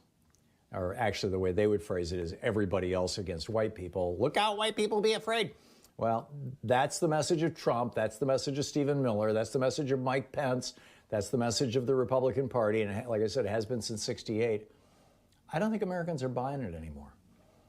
And these important voices that are talking about these issues are found right here on Free Speech TV. And Free Speech TV is only here today because in past fund drives, you or people like you have called up 877-378-8669 and said, yes, let me make a contribution. Make it a sustaining contribution. Charge my credit card every month for the next year. Or here's whatever. Here's $5. $5 gifts actually are a big deal. Help us make this happen. Help us make it happen now. We've been really, really soft the last few days in our fundraising drives. I don't know if it's because I've been speaking too softly or what, but please now call 877-378-8669 and make your contribution. Become part of Free Speech TV. With a $20 gift, you have a choice between the Proud Student of Thom Hartmann University bumper sticker or the car magnet that says, I'm voting, are you? That's $20. With a $50 gift, you have your choice between the Just Effing Vote tote bag or the Free Speech TV webcam cover. With a $75 gift, there's the Thom Hartmann Program mug, which is really cool. It's got I guess if you like my face, it's really cool. In any case, there it is. With a $100 gift, $100 even, you get the Free Speech TV face masks. There, you get two of them, in fact. And with a $120 gift, you get your choice of any of the above: the social distancing kit, which is the Free Speech TV face mask and hand sanitizer, the Just Effing Vote t-shirt. These are all $120. The Ask Me About Free Speech TV t-shirt, an autographed copy of The Hidden History of the War on Voting, my most recent book, a copy of The New Jim Crow by Michelle Alexander. These are some really super relevant, highly educational books about issues around race. White Fragility by Robin DiAngelo, Dear White America by Tim Wise, or Uprooting Racism by Paul Keevil. Or, and this is brand new, my new book, which will be coming out in a couple of months. You'll be one of the very first people to get them because Free Speech TV gets the pre-shipment orders, and they'll put in the autographed bookplate and send it out to you. So you'll get it probably before, even if you ordered it through a bookstore. The Hidden History of Monopolies, American Monopolies, and How Big Business Stole the American Dream. It's my newest book. It's not even out yet, and this is how you get in line. It's with a $120 gift. So you get your choice of all those things with a $120 gift. You get one of them. With a $240 gift, we have a meet and greet, an online meet and greet where we can meet, where we all get together on a Zoom call. We'll keep it fewer than 10 people, and have a candid and friendly conversation. With a $360 gift, there's the Thom Hartmann University box, 2 Free Speech TV face masks, The Hidden History of the War on Voting, the Just Effing Vote tote bag, the I'm Voting Are You car magnet, and the Just Effing Vote t-shirt, all together for $360.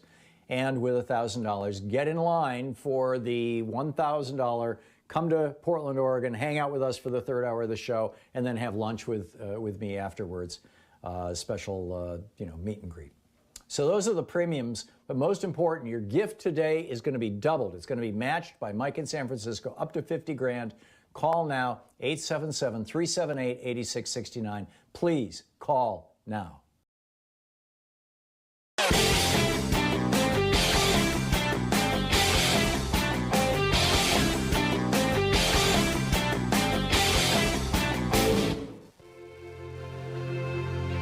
Coming up on this week's Science Revolution, how do we stop authoritarians like Trump and Bolsonaro from killing more people in this pandemic?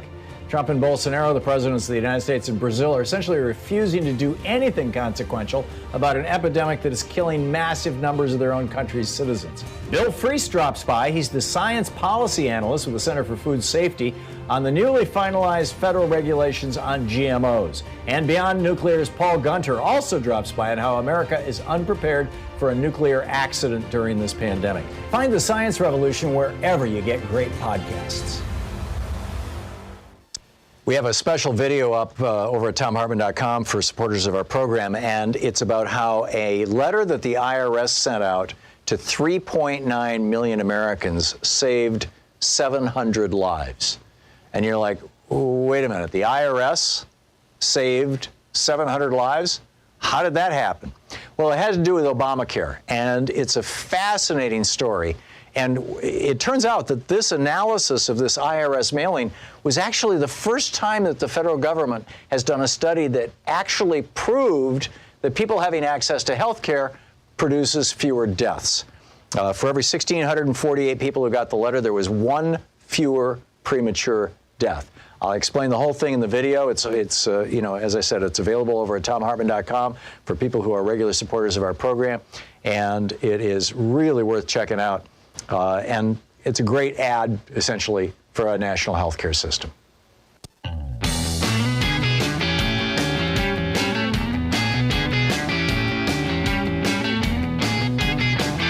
Welcome back. Thom Hartmann here with you and Michelle in Denver. Hey, Michelle, what's up?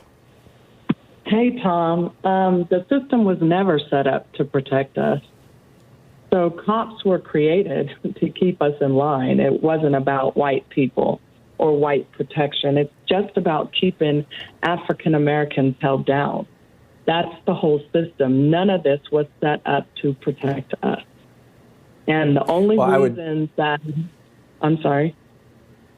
No, finish your thought. I'm sorry. There's a slight delay here, so it's always going to be difficult when people are trying to interact with me on the telephone here, but my apologies. Sometimes the internet just isn't as nice to us as other times, but go ahead, finish your thought, Michelle. My apologies. And the only reason that it has moved to a high level is because we had coronavirus. And now white people have had to see the disparity. They've had to see the stories. They've had to view the videos. And that's what's causing mass outrage now. With defund the police, it is the young people pushing for that. And I don't think they understand the history. This is repeating itself. It's all America is doing is repeating the history of the 60s.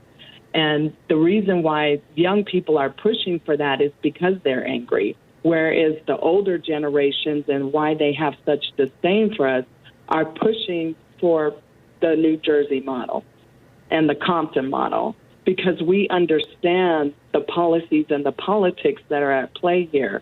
And we still have to have a fundamental way of protecting people. We still have to have it, but we need to do it in a different way.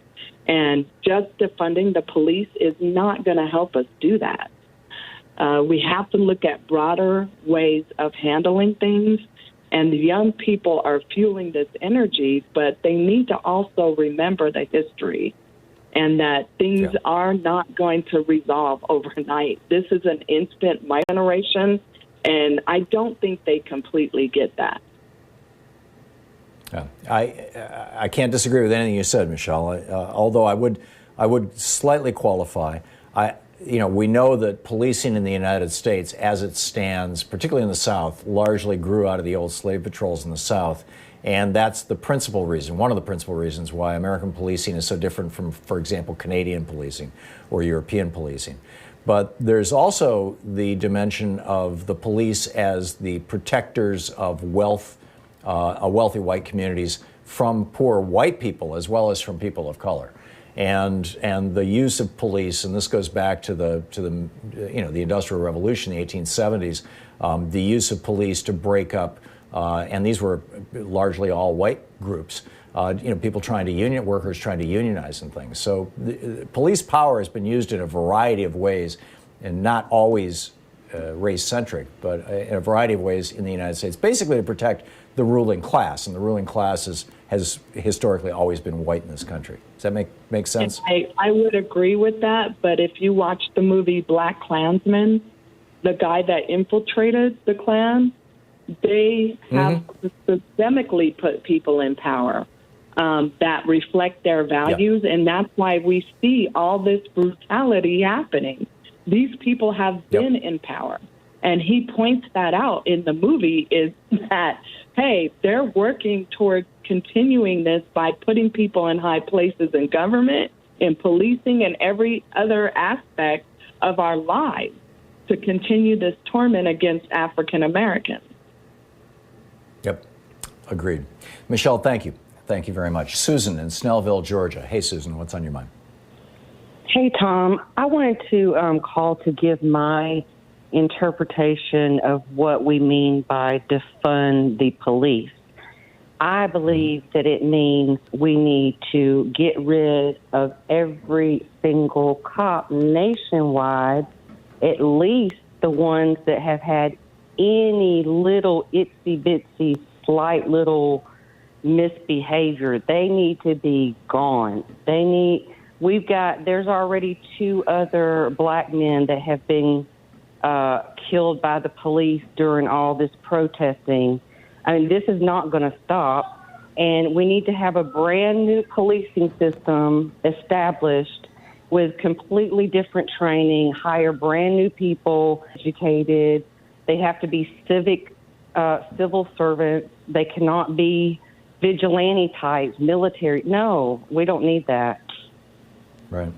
Yeah, I agree. And this is why, the conversation I had with Senator Merkley earlier, where I pointed out, the 2 groups of people, the 2 professions, if you will, where our lives are literally in their hands, where they have the power to kill us.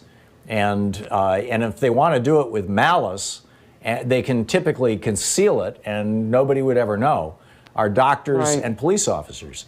And so, we've come up with all these systems to catch doctors who are actually serial killers or are just bumblingly incompetent or who are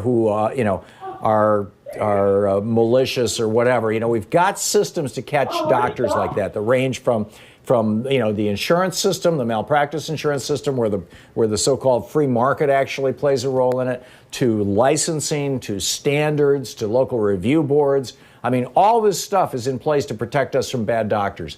Why don't but the fact of the matter is, you're far more likely to be killed by a cop than a doctor.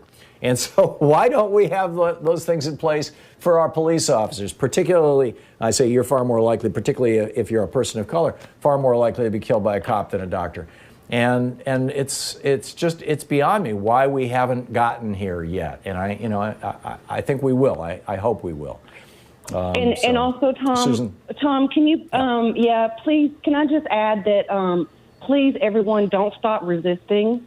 Make your signs, put them on your mailboxes, put them on your front porch. Let everyone know that you are in for the fight, that we have to get the fascists out of the White House in November. Election, no election, regardless, he has to be removed, forced out, whatever it takes. So please don't stop resisting. Yeah, I'm with you. Thank you, Susan.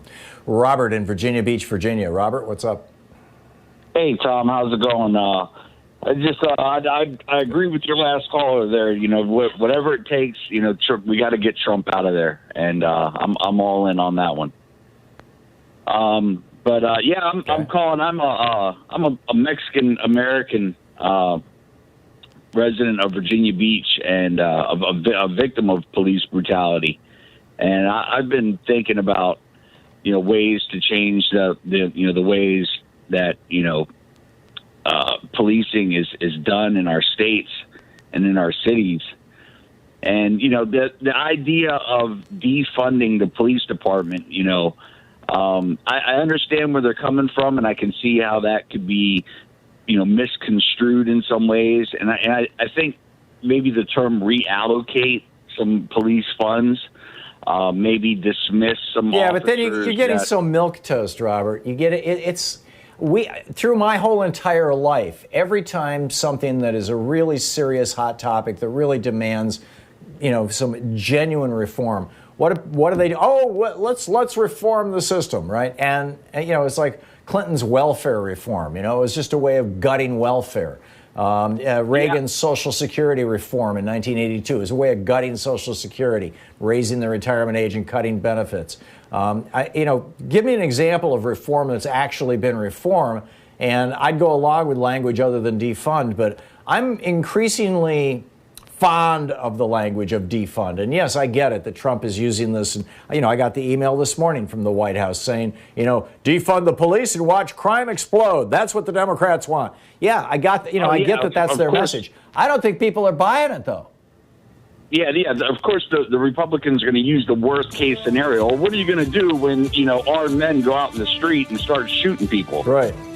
So and we'll have police. Scenario every time. Yeah, it's like I'm with you. It's like saying defund the Pentagon. It doesn't mean that you're not going to have an army anymore. It means let's be rational about this stuff here. There are alternatives to the way these things are being done, and the linchpin is always money. You're listening to Thom Hartmann. Visit ThomHartmann.com for audio and video archives. We'll be right back. It's 45 minutes past the hour here on the Thom Hartmann Program, helping you win the water cooler wars if you're still at a place where there's a water cooler.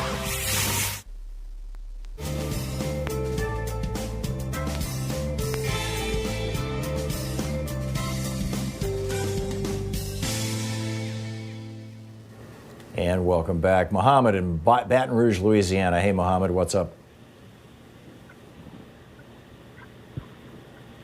Mohammed, you're on the air? No, Mohammed. Okay, I'll put him on hold here. He's on line 2, Joyce. Johnny in Galveston, Texas. Hey, Johnny, what's on your mind today? Hey, Tom. I didn't hear it. Can you hear me? Yeah. You there? Okay. A short while ago, I heard you or a caller reference this bogus narrative from Republicans who are always coming to the defense of law enforcement. One of their arguments is a few bad apples. Well, I would remind those folks that when Occupy Wall Street happened, it didn't take a few bad apples. It took an entire police department to flash tents and shelter dump trucks and physically take people's property, not just from the homeless, but for everybody there, including activists.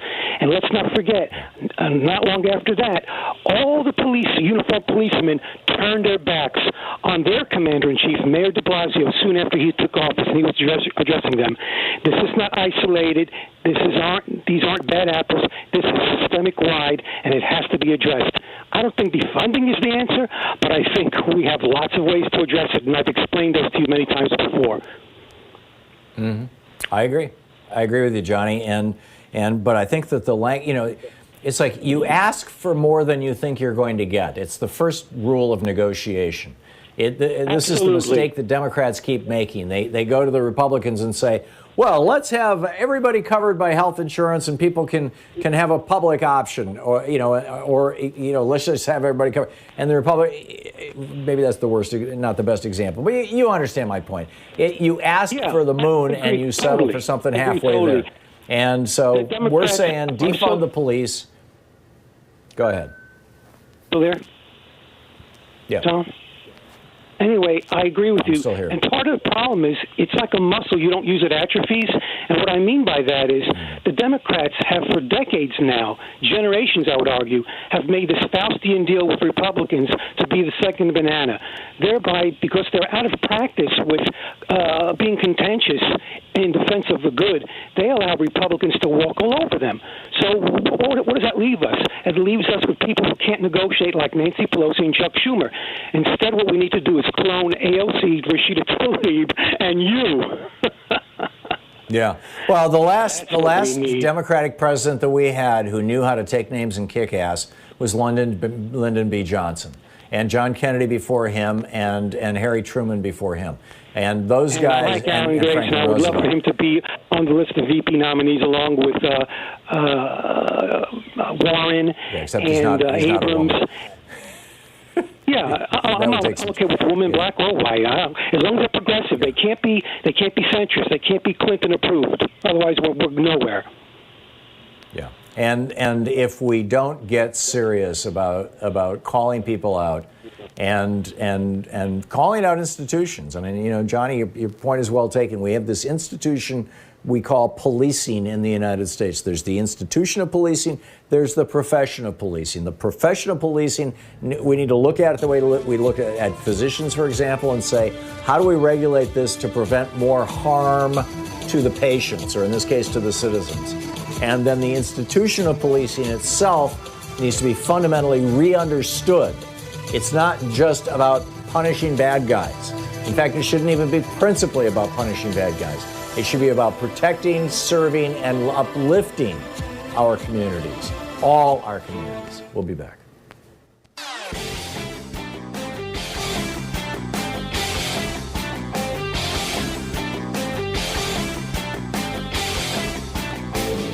Hey, Thom Hartmann here. I have a new book out. It's called The Hidden History of Monopolies, How Big Business Destroyed the American Dream, and Ralph Nader wrote the foreword. It's available for pre-order wherever you find fine books. Hey, we have a new video over at ThomHartmann.com for people who are supporters of our program. It is the 12 steps. Common Cause actually put these together, but I boiled them down into a nice little rant on a YouTube video that you can share with friends and neighbors and acquaintances who might be wondering, how did this coronavirus thing get so bad?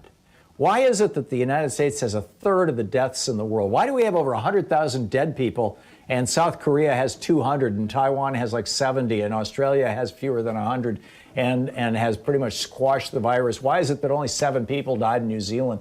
Why are so many other countries doing so well and we're not?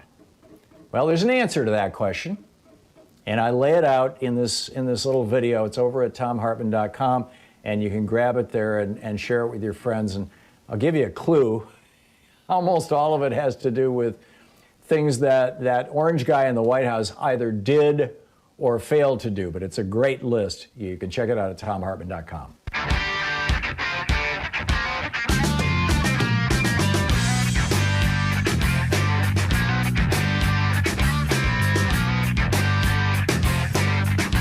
Welcome back. Thom Hartmann here with you. David in Los Angeles. Hey, David, what's up?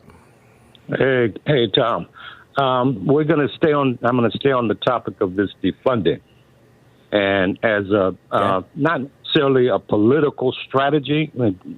Somebody, your guests and yourself have already reiterated the point of negotiation.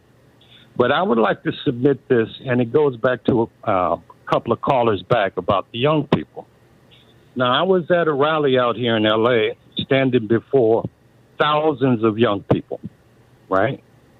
And I made the comment about not having to fund your own death and oppression. And the place ruptured in applause. I didn't say defund the police, right? But just that comment, they got it. And so, Tom, I would suggest to you, like I had called in one of our elected officials who happened to be ahead of the Black Caucus, Sister Bass. She comes out, the first day they put the question to her, she said, no, I'm not for that, right? I can assure you, Tom, she hasn't spoken to any of her constituents in regards to that, because what's happening here, Tom, is that we are not tripping off of some fantasy phantom murderer or oppressive force, like as you spoke about what Tucker was talking about, where people go out, get armed up and prepared for battle, right? See, but now that's another interesting phenomenon, right? I think what we were witnessing here is that black people were saying, enough is enough, to the point where we know we're being killed, and that we know we need to engage in the natural phenomenon of self-defense. So I think this is the thing in the fuel that's given impetus to this, right? I mean, it comes to a point where people says enough is enough, right? Now, we have these people who want to just distort our natural desires to be free of oppression, right? And so, Tom, this is not a negotiating ploy. At every point in history, there comes a point where the oppressed says, this is it. We're not taking this anymore. And what by any means necessary, as Malcolm says, right, we can't endure another generation of this madness, right? And we know it is. This is not an intellectual historical exercise where we study all of the facts and we can recount all of the abuses and the systems that allow this stuff to continue, right? We know all of this, but we are suffering this, have been suffering. What we say for 400 years, don't you think at some point we should now start saying, well, you know, at some point these people are going to say enough is enough for this. And what does it look like? Right? If it's violence, then it's going to be violence, right?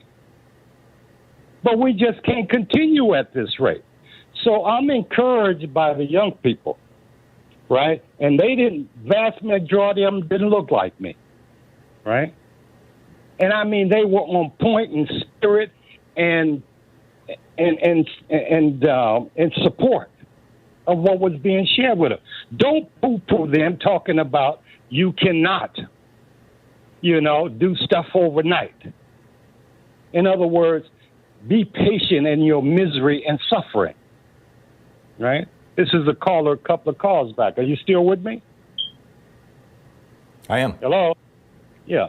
So I'm just saying, yeah, I'm listening, David. Go for it. What's going on here, Tom, is that we are fed up. But I'm hoping that it's a perfect storm. In our being fed up, white people are coming to their senses and realizing that this type of madness cannot be sustained, right? You can't keep financing people to send them down there to the hood and just beat these people in a constant state of submission. That ain't going to happen. History don't bear witness to this. You cannot manage oppression, right? And these fools I must say it, in the Democratic Party reside over thinking that they can manage our misery and suffering. And hence, Miss Bass come out talking about us. Well, of course I'm not for defunding. What kind of person is this who says, well, we're going to continue, in other words, financing these people who are rolling in our community, shooting and killing and maiming and raping people, and we want to maintain this system? So, Tom, I thank you for allowing me to vent. And I hope all of this gets in. But I'm saying to you, we're moving. Great job, dude. We're moving into another, right? So thank you for allowing me. Very, very, very super well said, David. Thank you. And yeah, defund the police. Let's tear it down and start over again. Let's reinvent policing in America. We can do this. You're listening to Thom Hartmann.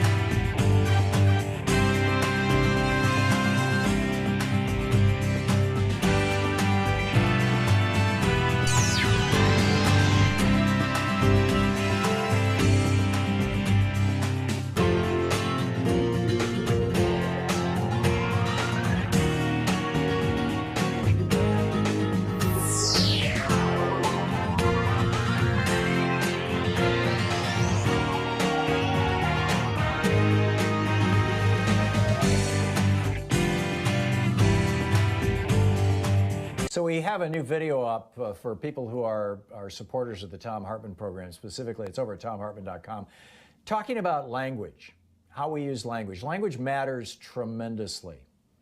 And we have chosen as a society, as a culture, as media, as political leadership, et cetera, not to refer to people like Steve Mnuchin, who threw thousands of people out of their homes illegally during the banking crisis, as looters, not to refer to Rex Tillerson, whose oil company has ravaged much of the third world, literally destroying people's lives, killing people, poisoning people. We don't refer to them as looters. We don't refer to the police who go into neighborhoods and kill people, minorities, particularly African Americans. We don't refer to them as looters, stealing their lives. But when black people rise up and say, no, enough, we call them looters. There's something wrong with this. Check it out. It's at thomhartmann.com. Well, our friend and patron saint Mike in San Francisco has done it again. He has offered matches in the past for some of our fund drives, and this time it's a whopper. Mike will match your gift up to $50,000 today and tomorrow, right here on Free Speech TV. Your gift. And so if you have the ability to make a large gift, $1,000, $5,000, $10,000, something like that, or even, what might be large for many of us, for me, a $100 gift is a large gift. Whatever you can give, now is the time to do it, today and tomorrow, because during these 2 days, Mike is doubling all gifts up to $50,000. So please call now, Free Speech TV, 877-378-8669, and help us keep this extraordinary little engine that could network on the air, and with great messages from great hosts and great programs. Keep it all alive and well and going, and step by step, and help hold our, what's left of our democracy together, and help us work towards shaping a new and positive future, a pluralistic future, a multiracial racial future, a multicultural future, a true American future. This country's slogan, E pluribus unum, out of many comes one, or out of many comes unity, has been completely abandoned by the Republican Party and by Donald Trump. They have completely embraced this message ever since Richard Nixon's Southern strategy in 1968 of white people against everybody else. Or actually, the way they would phrase it is everybody else against white people. Look out, white people, be afraid. Well, that's the message of Trump. That's the message of Stephen Miller. That's the message of Mike Pence. That's the message of the Republican Party. And like I said, it has been since '68. I don't think Americans are buying it anymore. And these important voices that are talking about these issues are found right here on Free Speech TV. And Free Speech TV is only here today because in past fund drives, you or people like you have called up 877-378-8669 and said, yes, let me make a contribution. Make it a sustaining contribution. Charge my credit card every month for the next year. Or here's whatever. Here's $5. $5 gifts actually are a big deal. Help us make this happen. Help us make it happen now. We've been really, really soft the last few days in our fundraising drives. I don't know if it's because I've been speaking too softly or what, but please now call 877-378-8669 and make your contribution. Become part of Free Speech TV. With a $20 gift, you have a choice between the Proud Student of Thom Hartmann University bumper sticker or the car magnet that says, I'm voting, are you? That's $20. With a $50 gift, you have your choice between the Just Effing Vote tote bag or the Free Speech TV webcam cover. With a $75 gift, there's the Thom Hartmann Program mug, which is really cool. I guess if you like my face, it's really cool. In any case, there it is. With a $100 gift, $100 even, you get the Free Speech TV face masks. There, you get two of them, in fact. And with a $120 gift, you get your choice of any of the above: the social distancing kit, which is the Free Speech TV face mask and hand sanitizer, the Just Effing Vote T-shirt, These are all $120. The Ask Me About Free Speech TV t-shirt, an autographed copy of The Hidden History of the War on Voting, my most recent book, a copy of The New Jim Crow by Michelle Alexander. These are some really super relevant, highly educational books about issues around race. White Fragility by Robin DiAngelo, Dear White America by Tim Wise, or Uprooting Racism by Paul Keevil. Or, and this is brand new, my new book, which will be coming out in a couple of months. You'll be one of the very first people to get them because Free Speech TV gets the pre-shipment orders, and they'll put in the autographed bookplate and send it out to you. So you'll get it probably before, even if you ordered it through a bookstore. The Hidden History of Monopolies, American Monopolies, and How Big Business Stole the American Dream. It's my newest book. It's not even out yet, and this is how you get in line. It's with a $120 gift. So you get your choice of all those things with a $120 gift. You get one of them. With a $240 gift, we have a meet and greet, an online meet and greet where we can meet, where we all get together on a Zoom call. We'll keep it fewer than 10 people, and have a candid and friendly conversation. With a $360 gift, there's the Thom Hartmann University box, 2 Free Speech TV face masks, The Hidden History of the War on Voting, the Just Effing Vote tote bag, the I'm Voting Are You car magnet, and the Just Effing Vote t-shirt, all together for $360. And with $1,000, get in line for the $1,000 come to Portland, Oregon, hang out with us for the 3rd hour of the show, and then have lunch with me afterwards, special meet and greet. So those are the premiums, but most important, your gift today is going to be doubled. It's going to be matched by Mike in San Francisco, up to $50,000. Call now, 877-378-8669. Please call now. Losing, many will pick up rocks. The book, Us Versus Them by Ian Bremmer.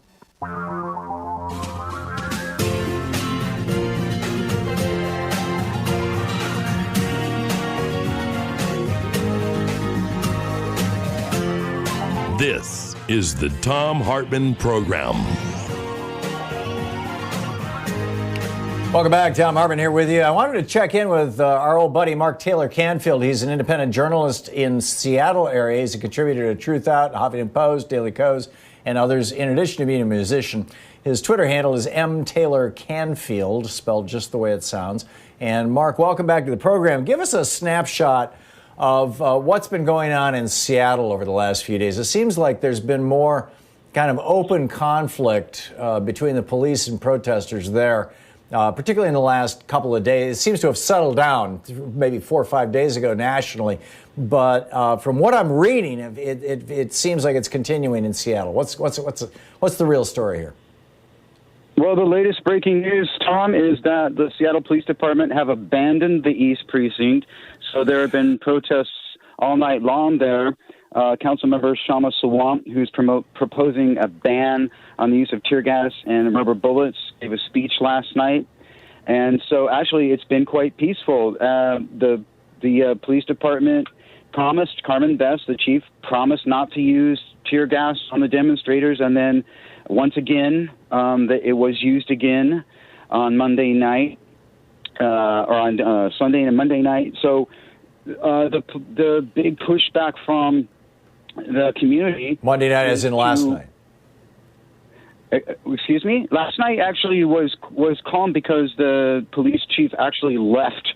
They actually abandoned the East Precinct to the protesters. So as of today, the East Precinct is surrounded by protesters, and things have calmed down. It's a response, I guess, to the community's uprising against the police department here, because those complaints of police brutality and militarization of police go way back to the World Trade Organization demonstrations, where Seattle sort of became a model for the militarization of police around the country. And there is such a push. Teresa Mosqueda, the city council member, I've been participated in the last 2 council meetings.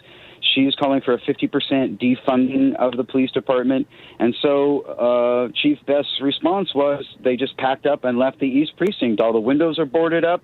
It's surrounded by protesters. And hopefully we're not going to see this excessive use of tear gas on the protesters again.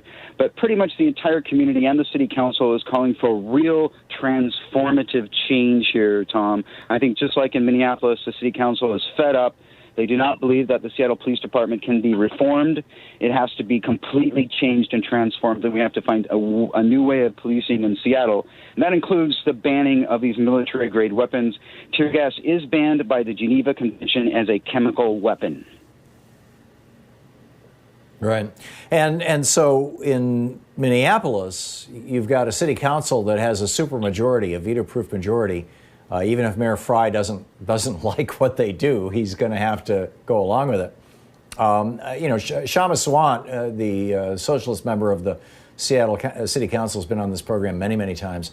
And but my sense it was always that while she had some progressive allies on the city council, and then there were some kind of corporate Democrat type allies, that they did not have anything close to a supermajority or an vetoable or whatever majority. What is the actual political situation in that context? Well, I think they've all, everyone on the council has now realized that all the reforms that were called for by people like me and groups like the Committee for Government Accountability, the ACLU, Amnesty International, all these groups to the WTO demonstrations called for reforms of the police because of the mass violations of people's civil rights and police brutality that took place. So I think what the city has finally realized is that nothing was really done to reform the police after that. And now, on Monday, yesterday there was a council briefing and then a full council meeting, and the council voted unanimously on a resolution to demilitarize the Seattle police. I think they have a unanimous majority now, Tom.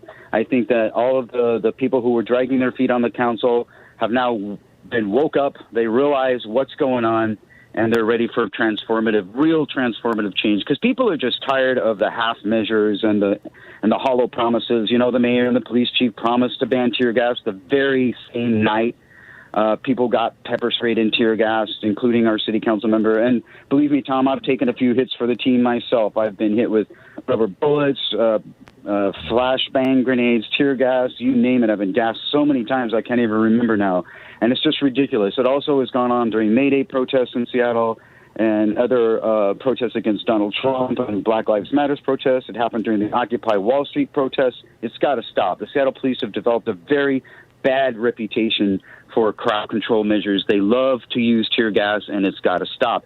Can you imagine all of the people? We heard testimony from a man whose 3-month-old child was foaming at the mouth, had to leave Capitol Hill, because once they start to use the gas, the entire area of the city is filled with fumes, and you can't escape it even in your own home.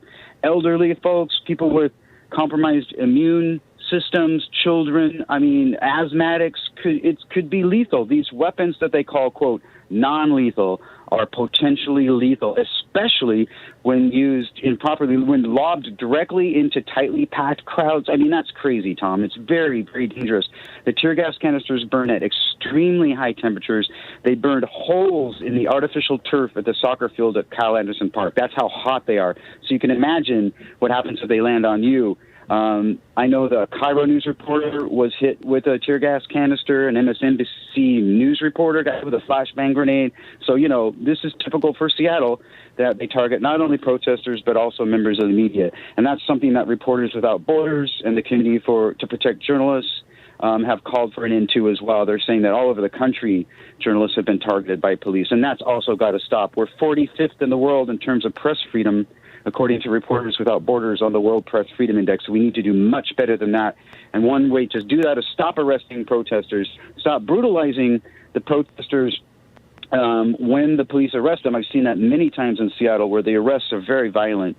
And sometimes they're just, young women or, young people who are not, able to defend themselves. And the way that they treat arrestees is just terrible.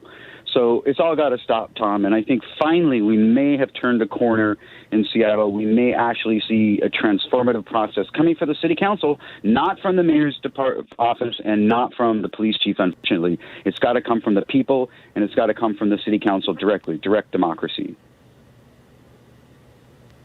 Yeah. There's an old saying, it's been attributed to Ben Franklin, but I don't know where it really came from, that a fish rots from the head down. Donald Trump is the guy who went in front of an annual meeting of a police officers association, thousands of cops, and said, when you put them in the car, rough them up a little bit. Don't treat them so nice. Don't be so nice. Donald Trump is the guy who said that he's got the cops and the bikers on his side. Donald Trump is the guy who's constantly shouting out about, Second Amendment solutions, to his supporters who are well armed. It seems to me that it would be very difficult to be immersed in police culture in the United States, to be a police officer in the United States, and not be affected by that cultural milieu being defined by the President of the United States. I don't know what to do about that, Mark, and in the 30 seconds or so we've got left, I'd love to hear your thoughts. Well, I mean, in Seattle, it goes back to the shooting of Native American woodcarver by John T. Williams. That officer was never prosecuted. The Seattle Times did an extensive investigative report and found that out of 200 police killings, only one officer had been prosecuted. We've strengthened the laws on the state level. Now we need to do something here in Seattle. And if you want to see the videos of the protests and me being hit with flashbang grenades, etc., go to my YouTube channel, Mark Taylor Canfield, and you can see it all there. I've been providing these videos to the city council and public testimony as well. Thanks, Tom, for covering this. Appreciate it. Cool. My pleasure. Good talking to you, Mark, and keep up the great work. Independent journalist Mark Taylor Canfield. You can check out his YouTube channel, Mark Taylor Canfield, and M. Taylor Canfield, his Twitter handle. 15 minutes past the hour, we'll be back with more of the news of the day and your calls right after this. It's the Thom Hartmann Program. Fair, but only slightly unbalanced. Is the Thom Hartmann Program. Or I should say fair and only slightly unbalanced. Anyhow, back with your calls. Stick around.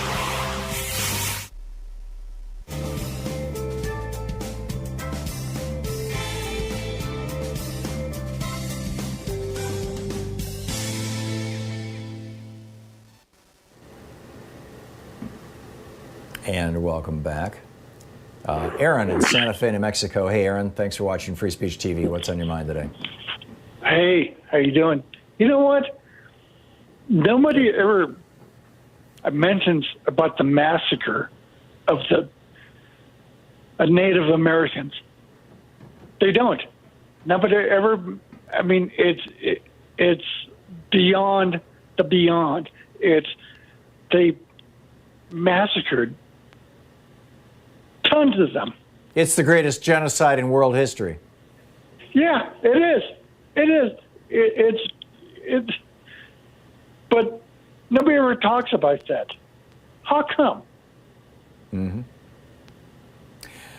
I think part of it may be that that it was successful by and large. That there are so few Native Americans left, and the ones who are left have been so systematically disempowered and essentially segregated by our government and by our society, by our culture. We have an entire culture that's been associated with this. That their ability to fight back, their ability to integrate into the larger population and have enough success that their voices need to be heard, that their presence is ubiquitous on social media, on news media. None of that exists for Native American people. That does exist to a growing extent for African Americans. It began existing in a big way coming out of the 1930s in the United States for Jewish Americans, and in the wake of the anti-Semitism and the rise of Nazism here in the United States, with the whole movement with Lucky Lindy and all that kind of stuff back then. Because those minority groups, and we've seen Hispanic Americans having their voices at least occasionally heard, and now the DACA movement and things like that. But Native Americans have been so systematically marginalized that it's almost impossible for them to even break through into the media filter. I mean, I talk about it frequently on this program, Aaron. I wrote a book, The Hidden History of Guns and the Second Amendment, and the first third of the book is about the systematic murder of Native Americans and how guns made that possible, and then the systematic creation of a slave state in the South to keep people that were brought here from Africa enslaved, and that was facilitated by guns. I do write and talk about those things frequently. I wrote about it, the Native American situation at length in probably my best-selling book, the Last Hours of Ancient Sunlight. But you're absolutely right that it is. You know, it's like the unspoken truth. It's like America for a long time did not recognize or did not face up to, the original sin of slavery. Well, the sin that paralleled slavery was the slaughter, the genocide of Native Americans, and we haven't even begun to discuss that. Canada actually has had a reconciliation around this.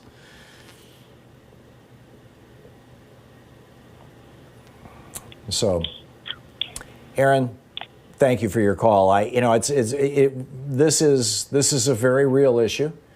There's people who go, oh yeah, well, we got casinos now. Well, a few tribes have casinos, and a few tribes are doing okay as a consequence of that. But that, so what?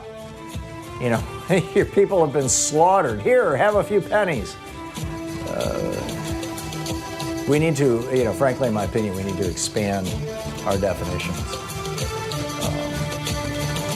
of justice in this country. We'll be back with more of your calls in just 2 minutes. Stick around. It's coming up on 20 minutes past the hour.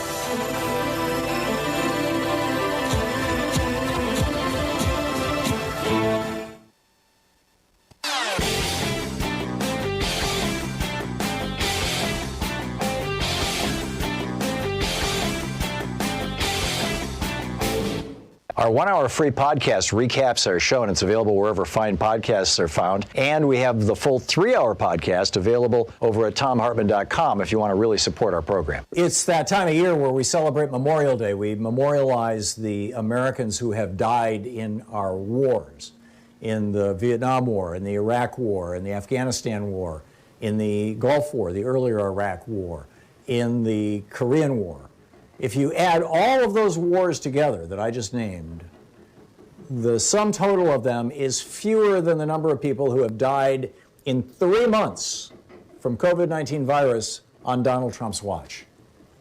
Isn't it time for us to memorialize the Americans who have died and are continuing to die at the rate of, well over 1,000 a day as a result of the incompetence of Donald Trump? It seems like maybe it's a good idea. Maybe it's the time to add COVID-19 victims. Because, after all, Trump says we're warriors, or maybe there should be a separate holiday. But something to think about. You'll find a video about it over at thomhartmann.com.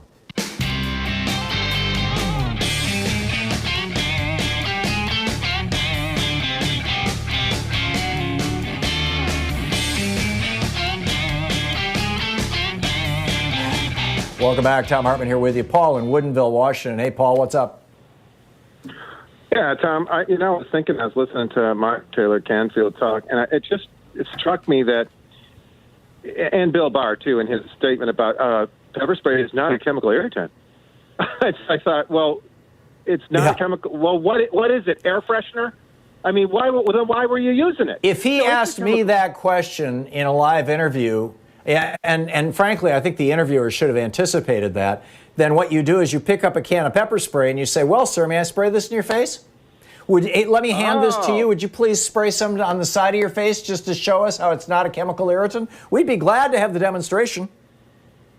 Well, you've gotten right to my point, because if that reporter just happened to have a pepper spray thing in her pocket, and said, "Oh, here, try this air freshener."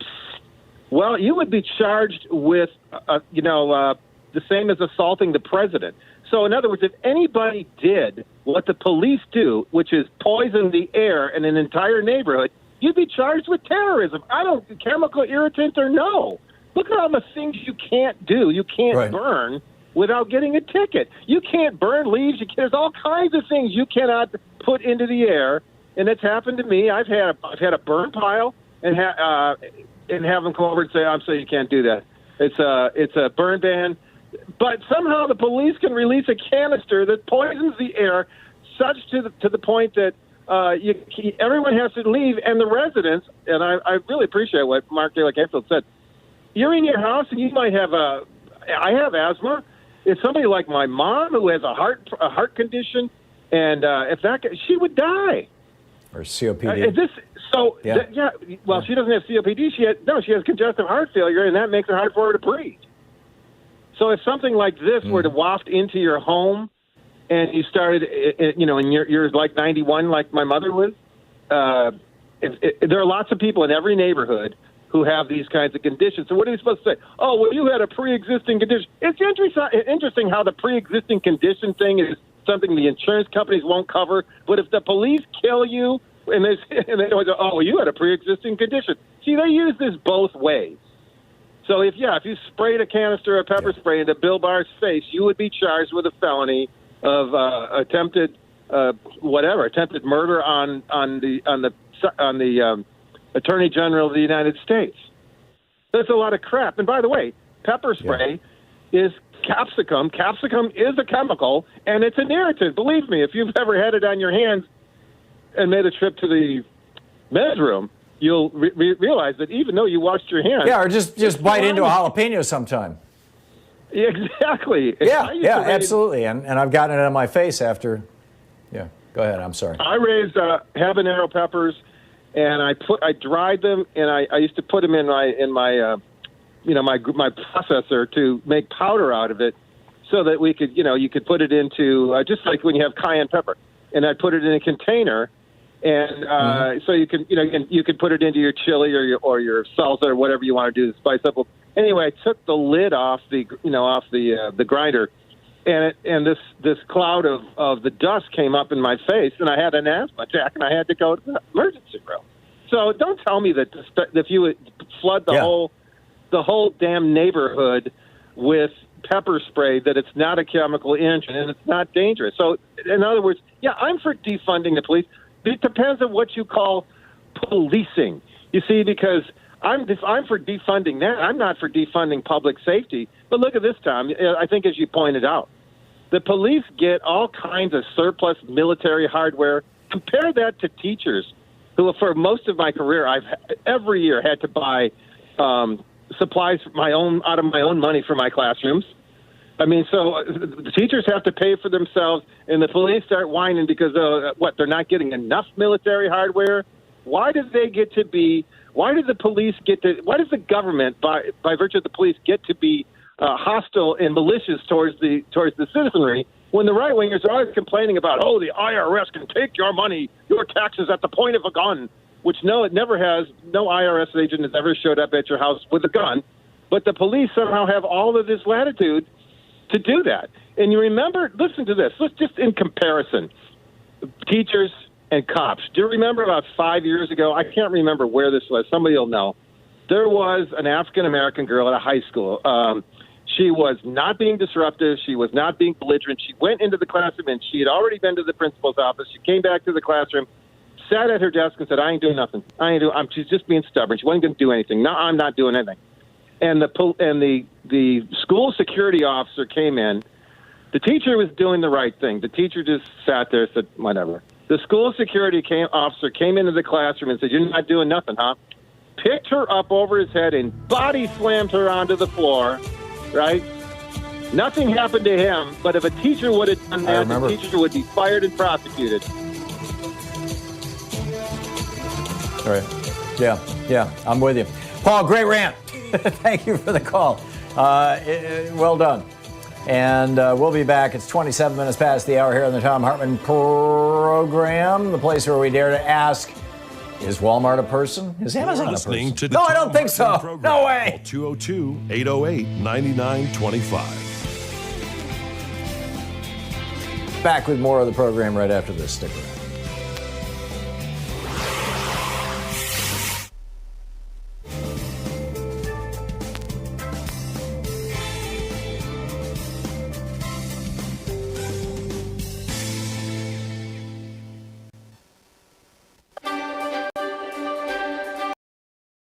Well, our friend and patron saint Mike in San Francisco has done it again. He has offered matches in the past for some of our fund drives, and this time it's a whopper.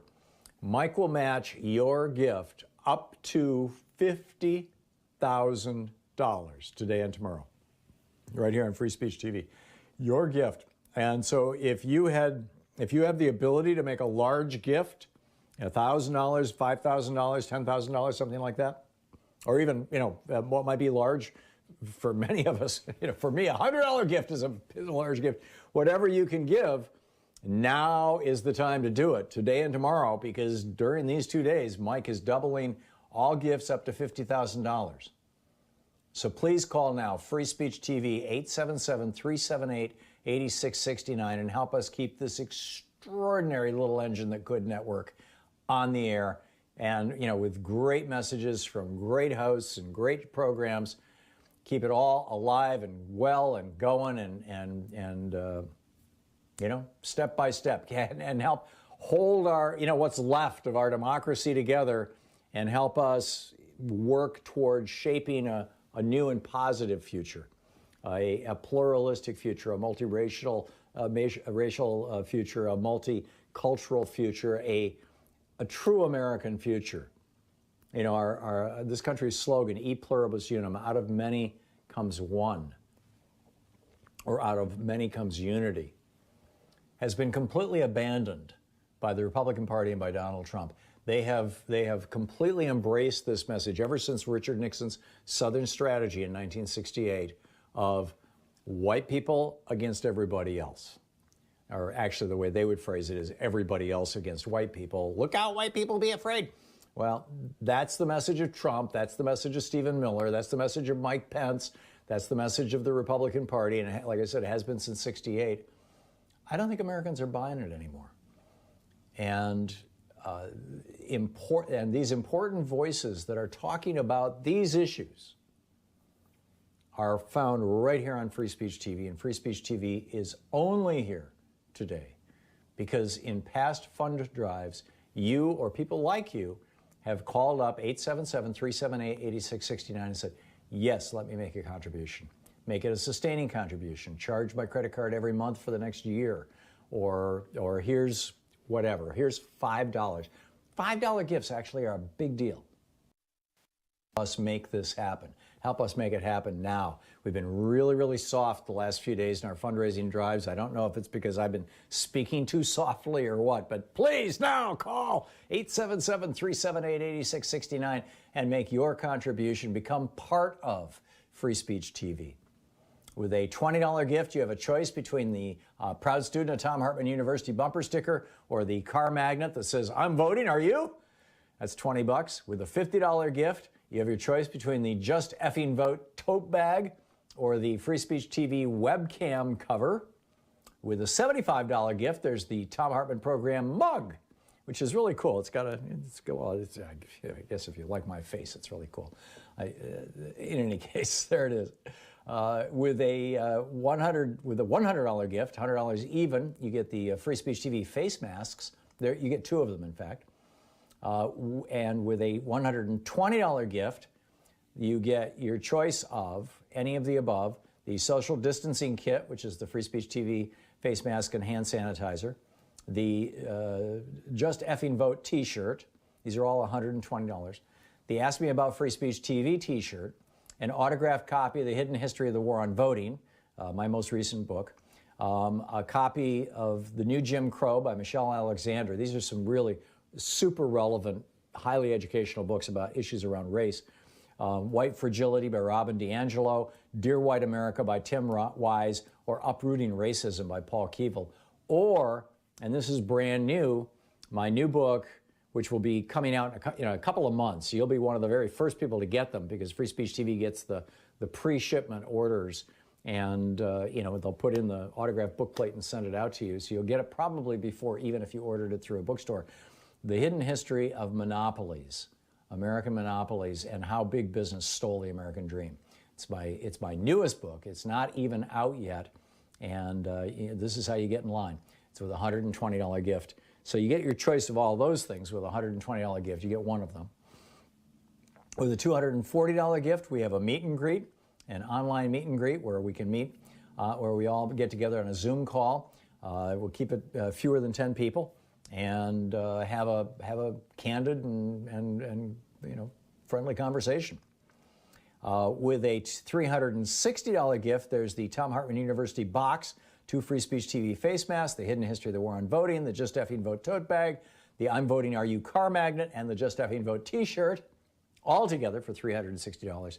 And with $1,000, get in line for the $1,000 come to Portland, Oregon, hang out with us for the third hour of the show, and then have lunch with me afterwards. Special meet and greet.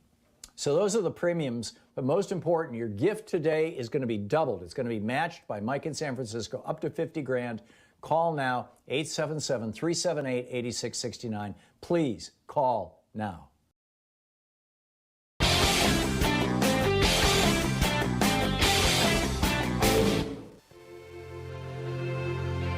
Coming up on this week's Science Revolution, how do we stop authoritarians like Trump and Bolsonaro from killing more people in this pandemic? Trump and Bolsonaro, the presidents of the United States and Brazil, are essentially refusing to do anything consequential about an epidemic that is killing massive numbers of their own country's citizens. Bill Freese drops by. He's the science policy analyst with the Center for Food Safety on the newly finalized federal regulations on GMOs. And Beyond Nuclear's Paul Gunter also drops by on how America is unprepared for a nuclear accident during this pandemic. Find the Science Revolution wherever you get great podcasts. We have a new video over at thomhartmann.com for the people who support our program, and it's an interesting one. The phrase, pull yourself up by your bootstraps, has a really interesting history, and the exploitation of that phrase and that history by right-wingers in 20th century America, or late 20th century America, now 21st century America, also has a fascinating and rather grim history. Just the general absurdity of the idea that somebody can lift themselves off the ground by reaching down and pulling on a strap on their boots. Just think about it for a second.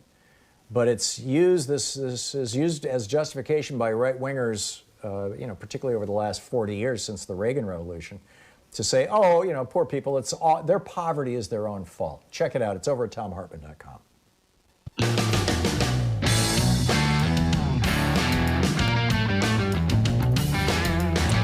Welcome back. Thom Hartmann here with you and Kathleen in Alexandria, Virginia. Hey, Kathleen, what's on your mind?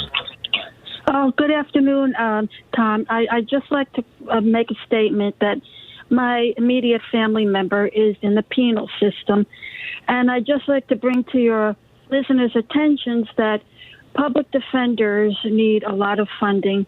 They don't have the resources to have a balanced justice system against prosecutors who have a lot more financial resources and other resources, whereas people, as in my family, we were lower middle class. We can't afford a defense attorney, private defense attorney, as many people, especially people of color, cannot.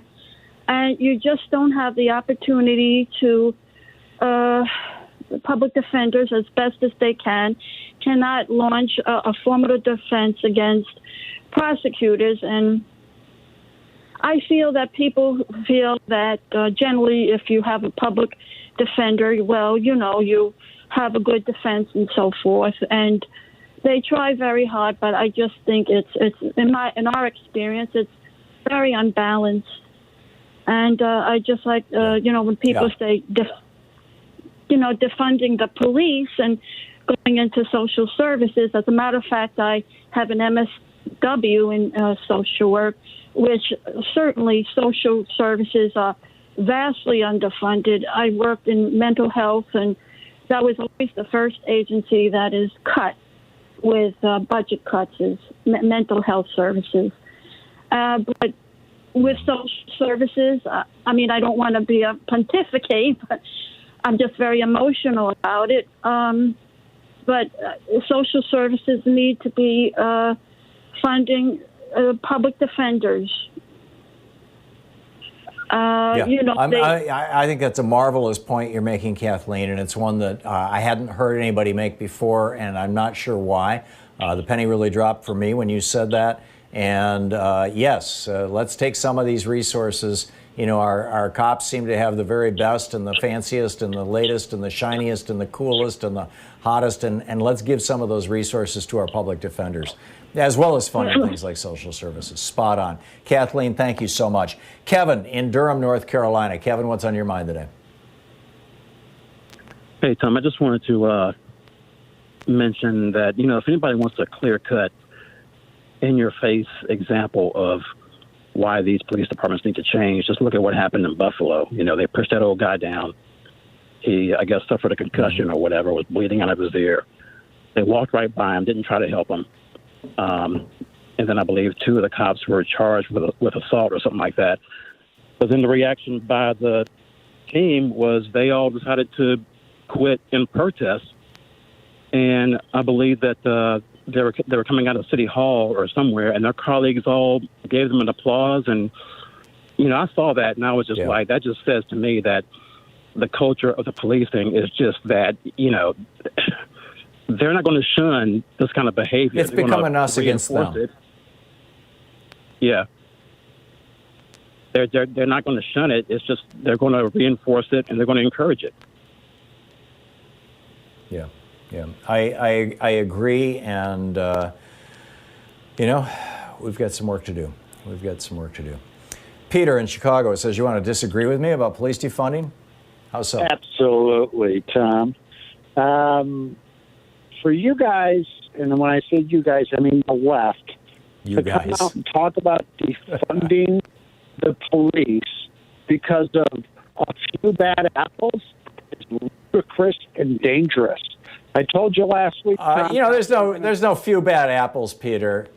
Your phone is breaking up pretty badly, by the way. It's hard to hear what you're saying. Are you telling me? Are you telling me? When you've got 100 cops showing up to applaud 2 guys who nearly killed a guy, when you've got police, Peter, I'm not buying it. I'm sorry. If you're going to try and do your culture war crap on me, I have no interest in listening to it. Karen in Miami. Hey, Karen, what's on your mind today?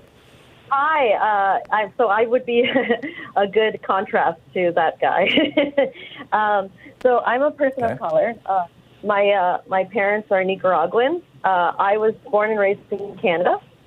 And just for a little background on my personal life, I'm summa cum laude graduate from FIU Honors College, and I'm also a psychology major, which I know that you studied psychology as well. Obviously probably got further than I have so far. So there's a few... Oh, okay. Well, either way, there's a few things I wanted to speak about. I actually wrote them down because I have been trying to get on your show for a while now, which I'm glad that I get the chance to speak now. So one of the most important things that I wanted to talk about was I took a class on journalism. This class, we used, are you familiar with the show The Wire? No, I'm not. The Wire. So the show The Wire is kind of a show about police. It's been considered one of the best shows of all time, actually. It's very enlightening, and it shows about how, people in poor neighborhoods have to deal with police brutality. And so that was the textbook for that class, which I felt was very, very good as a textbook for that class, because it really addressed how this looks like in practical life, because sometimes these issues get talked about and they're intellectualized, but they're not seen from, an everyday life perspective. So one of the readings that we did on brutality and police brutality, I can actually give you the name of it if you'd like. Hello? Sure. So it's called The Path of Inequality Lead to the Grave. I think it's from a book called Class Dismissed: Why We Cannot Teach or Learn Our Way Out of Income Inequality by John Marsh. So now this reading that we had to do, which at the time I thought was a scholarly article, but I guess it's a book, it speaks about in Scotland how when they were examining income inequality, they realized that they studied headstones, so from people's graves, and the taller the headstone was could directly be linked to how much wealth and how much money the family had. So I wonder in the 21st century in, America, if this could be translated to link respect or income to, on an average, obviously there are outliers, but on an average to skin color. So can you take skin color and directly link it to income inequality? See, these are the things that I feel like science doesn't get funding for. It ignores. You know, you can get a whole degree, you can get a master's, you can get a PhD in psychology and law, and never racism and how that translates to everyday life for people like me, people of color. Mm-hmm. I mean, there's a clear correlation between skin color and income, Karen. That's been established for a long, long time. But I'm talking about precisely because, see, these tombstones, they were like, it's not just like saying that the tombs, the higher the, like literally, I guess to the inch, the higher the tombstone. So I'm saying literally the shade that you are automatically should be directly linked to how much respect you get, whether or not you deserve that respect, you know. And also, I did want to mention that on, you know, a separate note that not many people talk about AAVE. Are you familiar with AAVE? I'm not. Real quick. Oh, okay. So it's African American Vernacular of English, which is a dialect, is considered a dialect by the serious statistics. That's considered slang among white people. Mm-hmm. So, I mean, I don't know how much time I got, but... Yeah, I'll have to do some digging there. Yeah. Karen, thank you so much. I'm sorry, yeah, we're hitting a break here. I can't control it. It always happens at 45 after. Thank you, Karen. ThomHartmann.com for audio and video archives. We'll be back with more of your calls and the news of the day right after this. It's the Thom Hartmann Program, occupying the media 3 hours a day, 5 days a week, right here.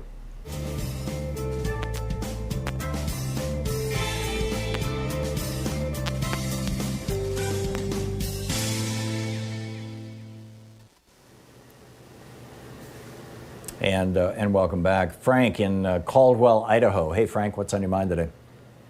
Hey, I think defunding the police would be the way to go. Because? Well, because that way local people can take back their own streets. We don't want no trash here. We can run them out of town. It won't stop us. Yeah, I don't think vigilante justice is the way to go, Frank. And we do need police, and we do need policing. What we don't need is the kind of police and policing that we've had here in the United States for the last few hundred years. We need police and policing that works more like the way it works in Denmark or in Canada, where the police literally protect and serve, and they bring in the appropriate services when, you know, other services are necessary. But we don't fund those other services to the point where they're available. I mean, you can't dial 911 and say, I need a social worker, even though probably 20% of the calls police go on really need a social worker. You can't dial 911 and say, I need a mental health professional, when probably 10, 15% of the calls police go on are dealing with people who are mentally ill. You know, you can't call 911 and say, you know, I'm homeless, or the guy, you know, in my front yard is homeless and needs some housing assistance. You know, all of these programs are so poorly funded or defunded in the United States. And the only thing we've been pouring our money into is police. And by the way, the corollary to that is prisons. And the prison industry, the for-profit prison industry, is rocking and rolling. Anyhow, back to you, Frank. Okay, what are you going to do with somebody like me, Tom? I was to prison 4 times. I started out in East Authority as a kid. And I took in, my last case was kidnap robbery. What are you going to do with somebody like me that takes and just don't really give a shit? And if the police ain't there to stop me, I'm going to do... Yeah, Frank, yeah, I'm sorry. You can't talk like that on the radio or TV, and my apologies if that got through. Sean thinks she dumped it. But as I said, nobody wants to do away with the police. And yeah, there are bad guys out there. There are people who behave badly, who are broken for a whole variety of reasons, or who are, I mean, you know, we've got one in the White House right now, psychopaths who don't follow the rules of society. And, you know, Donald Trump has sexually assaulted at least 20 women, according to their reports. And you got E. Jean Carroll out now today talking about how he actually raped her. I mean, yeah, somebody should probably arrest him and he should be in jail as a rapist, or at least have a fair trial. But, we tend to protect rich white guys and we tend not to protect everybody else. And our policing comes out of that culture. How is it that Jeffrey Epstein got as far as he did? How is it that Weinstein got as far as he did? How is it that Trump got as far as he did? How is it that his kids, Ivanka and Don Jr., I believe it was, maybe it was Eric, with the Trump Soho property, very, very, very emphatic allegations suggesting that they were lying, they were committing fraud, real estate fraud, sales fraud. Donald Trump has been convicted of fraud with his university. How come none of these people ever go to jail? How come they never have an interaction with the police at all? When Donald Trump was charged with fraud, nobody arrested him. I mean, it was a civil action. What? Our values, our priorities are just all screwed up. Anyhow, we'll be back with more of your calls in just a moment. It's coming up on 10 minutes before the hour here on the Thom Hartmann Program. Stick around. We'll be back.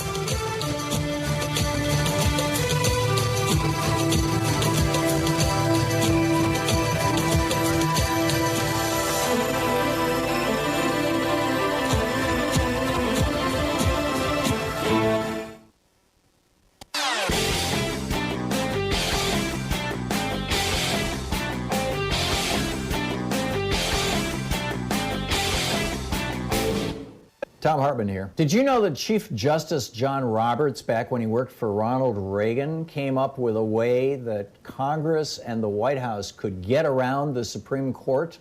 Specifically, they were trying to blow up Roe v. Wade and Brown versus Board, but it could be used by Democrats right now. It's fascinating. It's in my new book, The Hidden History of the Supreme Court and the Betrayal of America, available wherever fine books are sold. Hey, we have a new video over at ThomHartmann.com for people who are supporters of our program. On this one, I'm digging into, or actually kind of taking issue with, a new article that's over on TheNation.com titled, "Could Coronavirus End Globalization?" And they've got a bunch of analysts who are weighing in on this sort of thing. And my take is that this is going to be even bigger than that.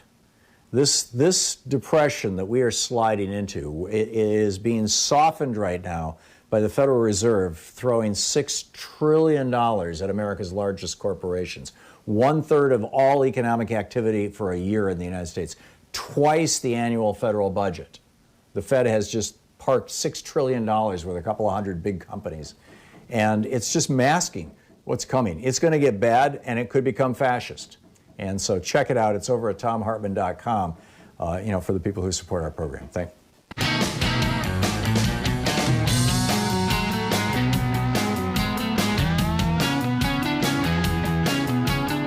Welcome back. Thom Hartmann here with you. And I don't see this caller on the board, so I'm guessing that, Sean, this was just somebody who called in and asked the question, right?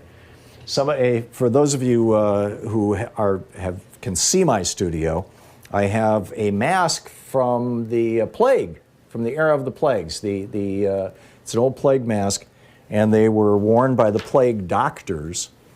And you put this mask on, and it looks pretty strange, So anyhow, I have a friend who is a physician in the UK, and she's part of this group of people who we all did international relief work back years ago together, and we get together every Friday afternoon on Zoom. And I showed her the mask, and she was like, there's a reason why that mask is the way it is, where it looks like there's this giant beak in front of you that the plague doctors use. It makes you look like a giant bird.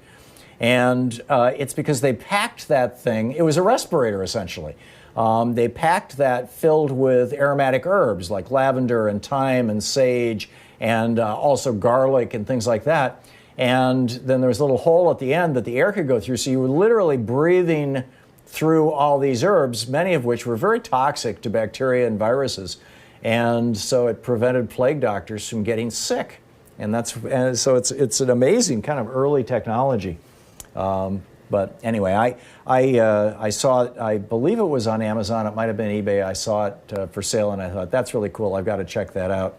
And this one's really well made. I mean, there's quite a history to it. which I didn't know. And the whole Four Thieves thing, and where they arrested these guys and got them to tell who, what's the formula for the herbs. It was a secret formula for years and years and years. So anyhow, Harry in Eureka, California. Hey, Harry, what's on your mind today? Well, good morning. Our hometown here of Ronald Reagan, he had a small hand in what's going on with the police and the mental institutions, because back when he was governor of California, he noticed that there were an awful lot of lazy people in the mental hospitals in California, and there were a few who really needed to be locked up. So he said, why do we have a parallel system to the jails and the sheriffs for just the few people who do need to be controlled at all times, and the majority of them who are just lazy? So we don't need that institution at all. So he literally defunded the entire mental hospitalization in California and followed that through when he became president. All of this is easily accessible. And in the official or newspapers of the time. And he said all of this stuff, none of this really has anything to do with mental situation. The people who do need to be locked up, we will, with the police, and we'll give them some funding.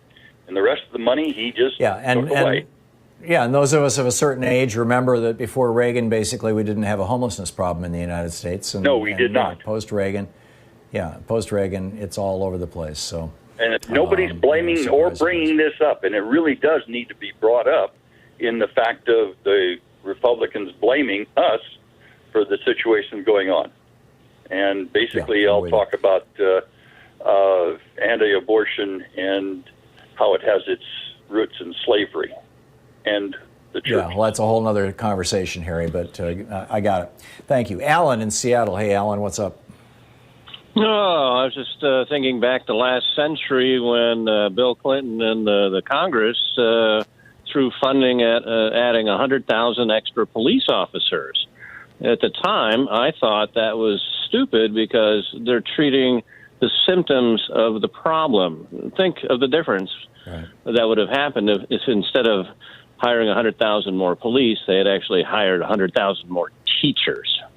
Back to you. Yeah, I'm with you. The one caveat on that, Alan, was that those were supposed to be, and I think to a large extent actually were, police who walked the streets as opposed to police who went on cars. I mean, the whole point was community policing.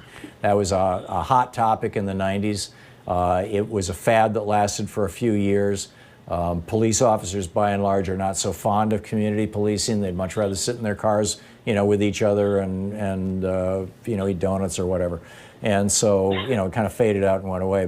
But I think the larger issue that you're bringing up, and you're doing a great job of it, is establishing priorities.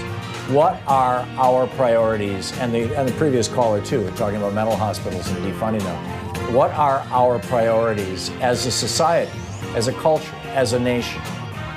And it's a conversation that we really need to have, and it's a conversation that keeps getting derailed by billionaire-funded right-wing shills who really just want to talk about cutting taxes for cutting more taxes for billionaires and big corporations, which is really unfortunate.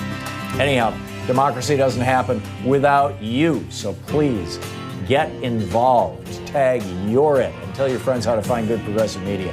We'll see you tomorrow, same time, same place. In the meantime, be good to yourself and those around you, and be careful. You've been listening to Thom Hartmann. For audio and video archives, visit ThomHartmann.com.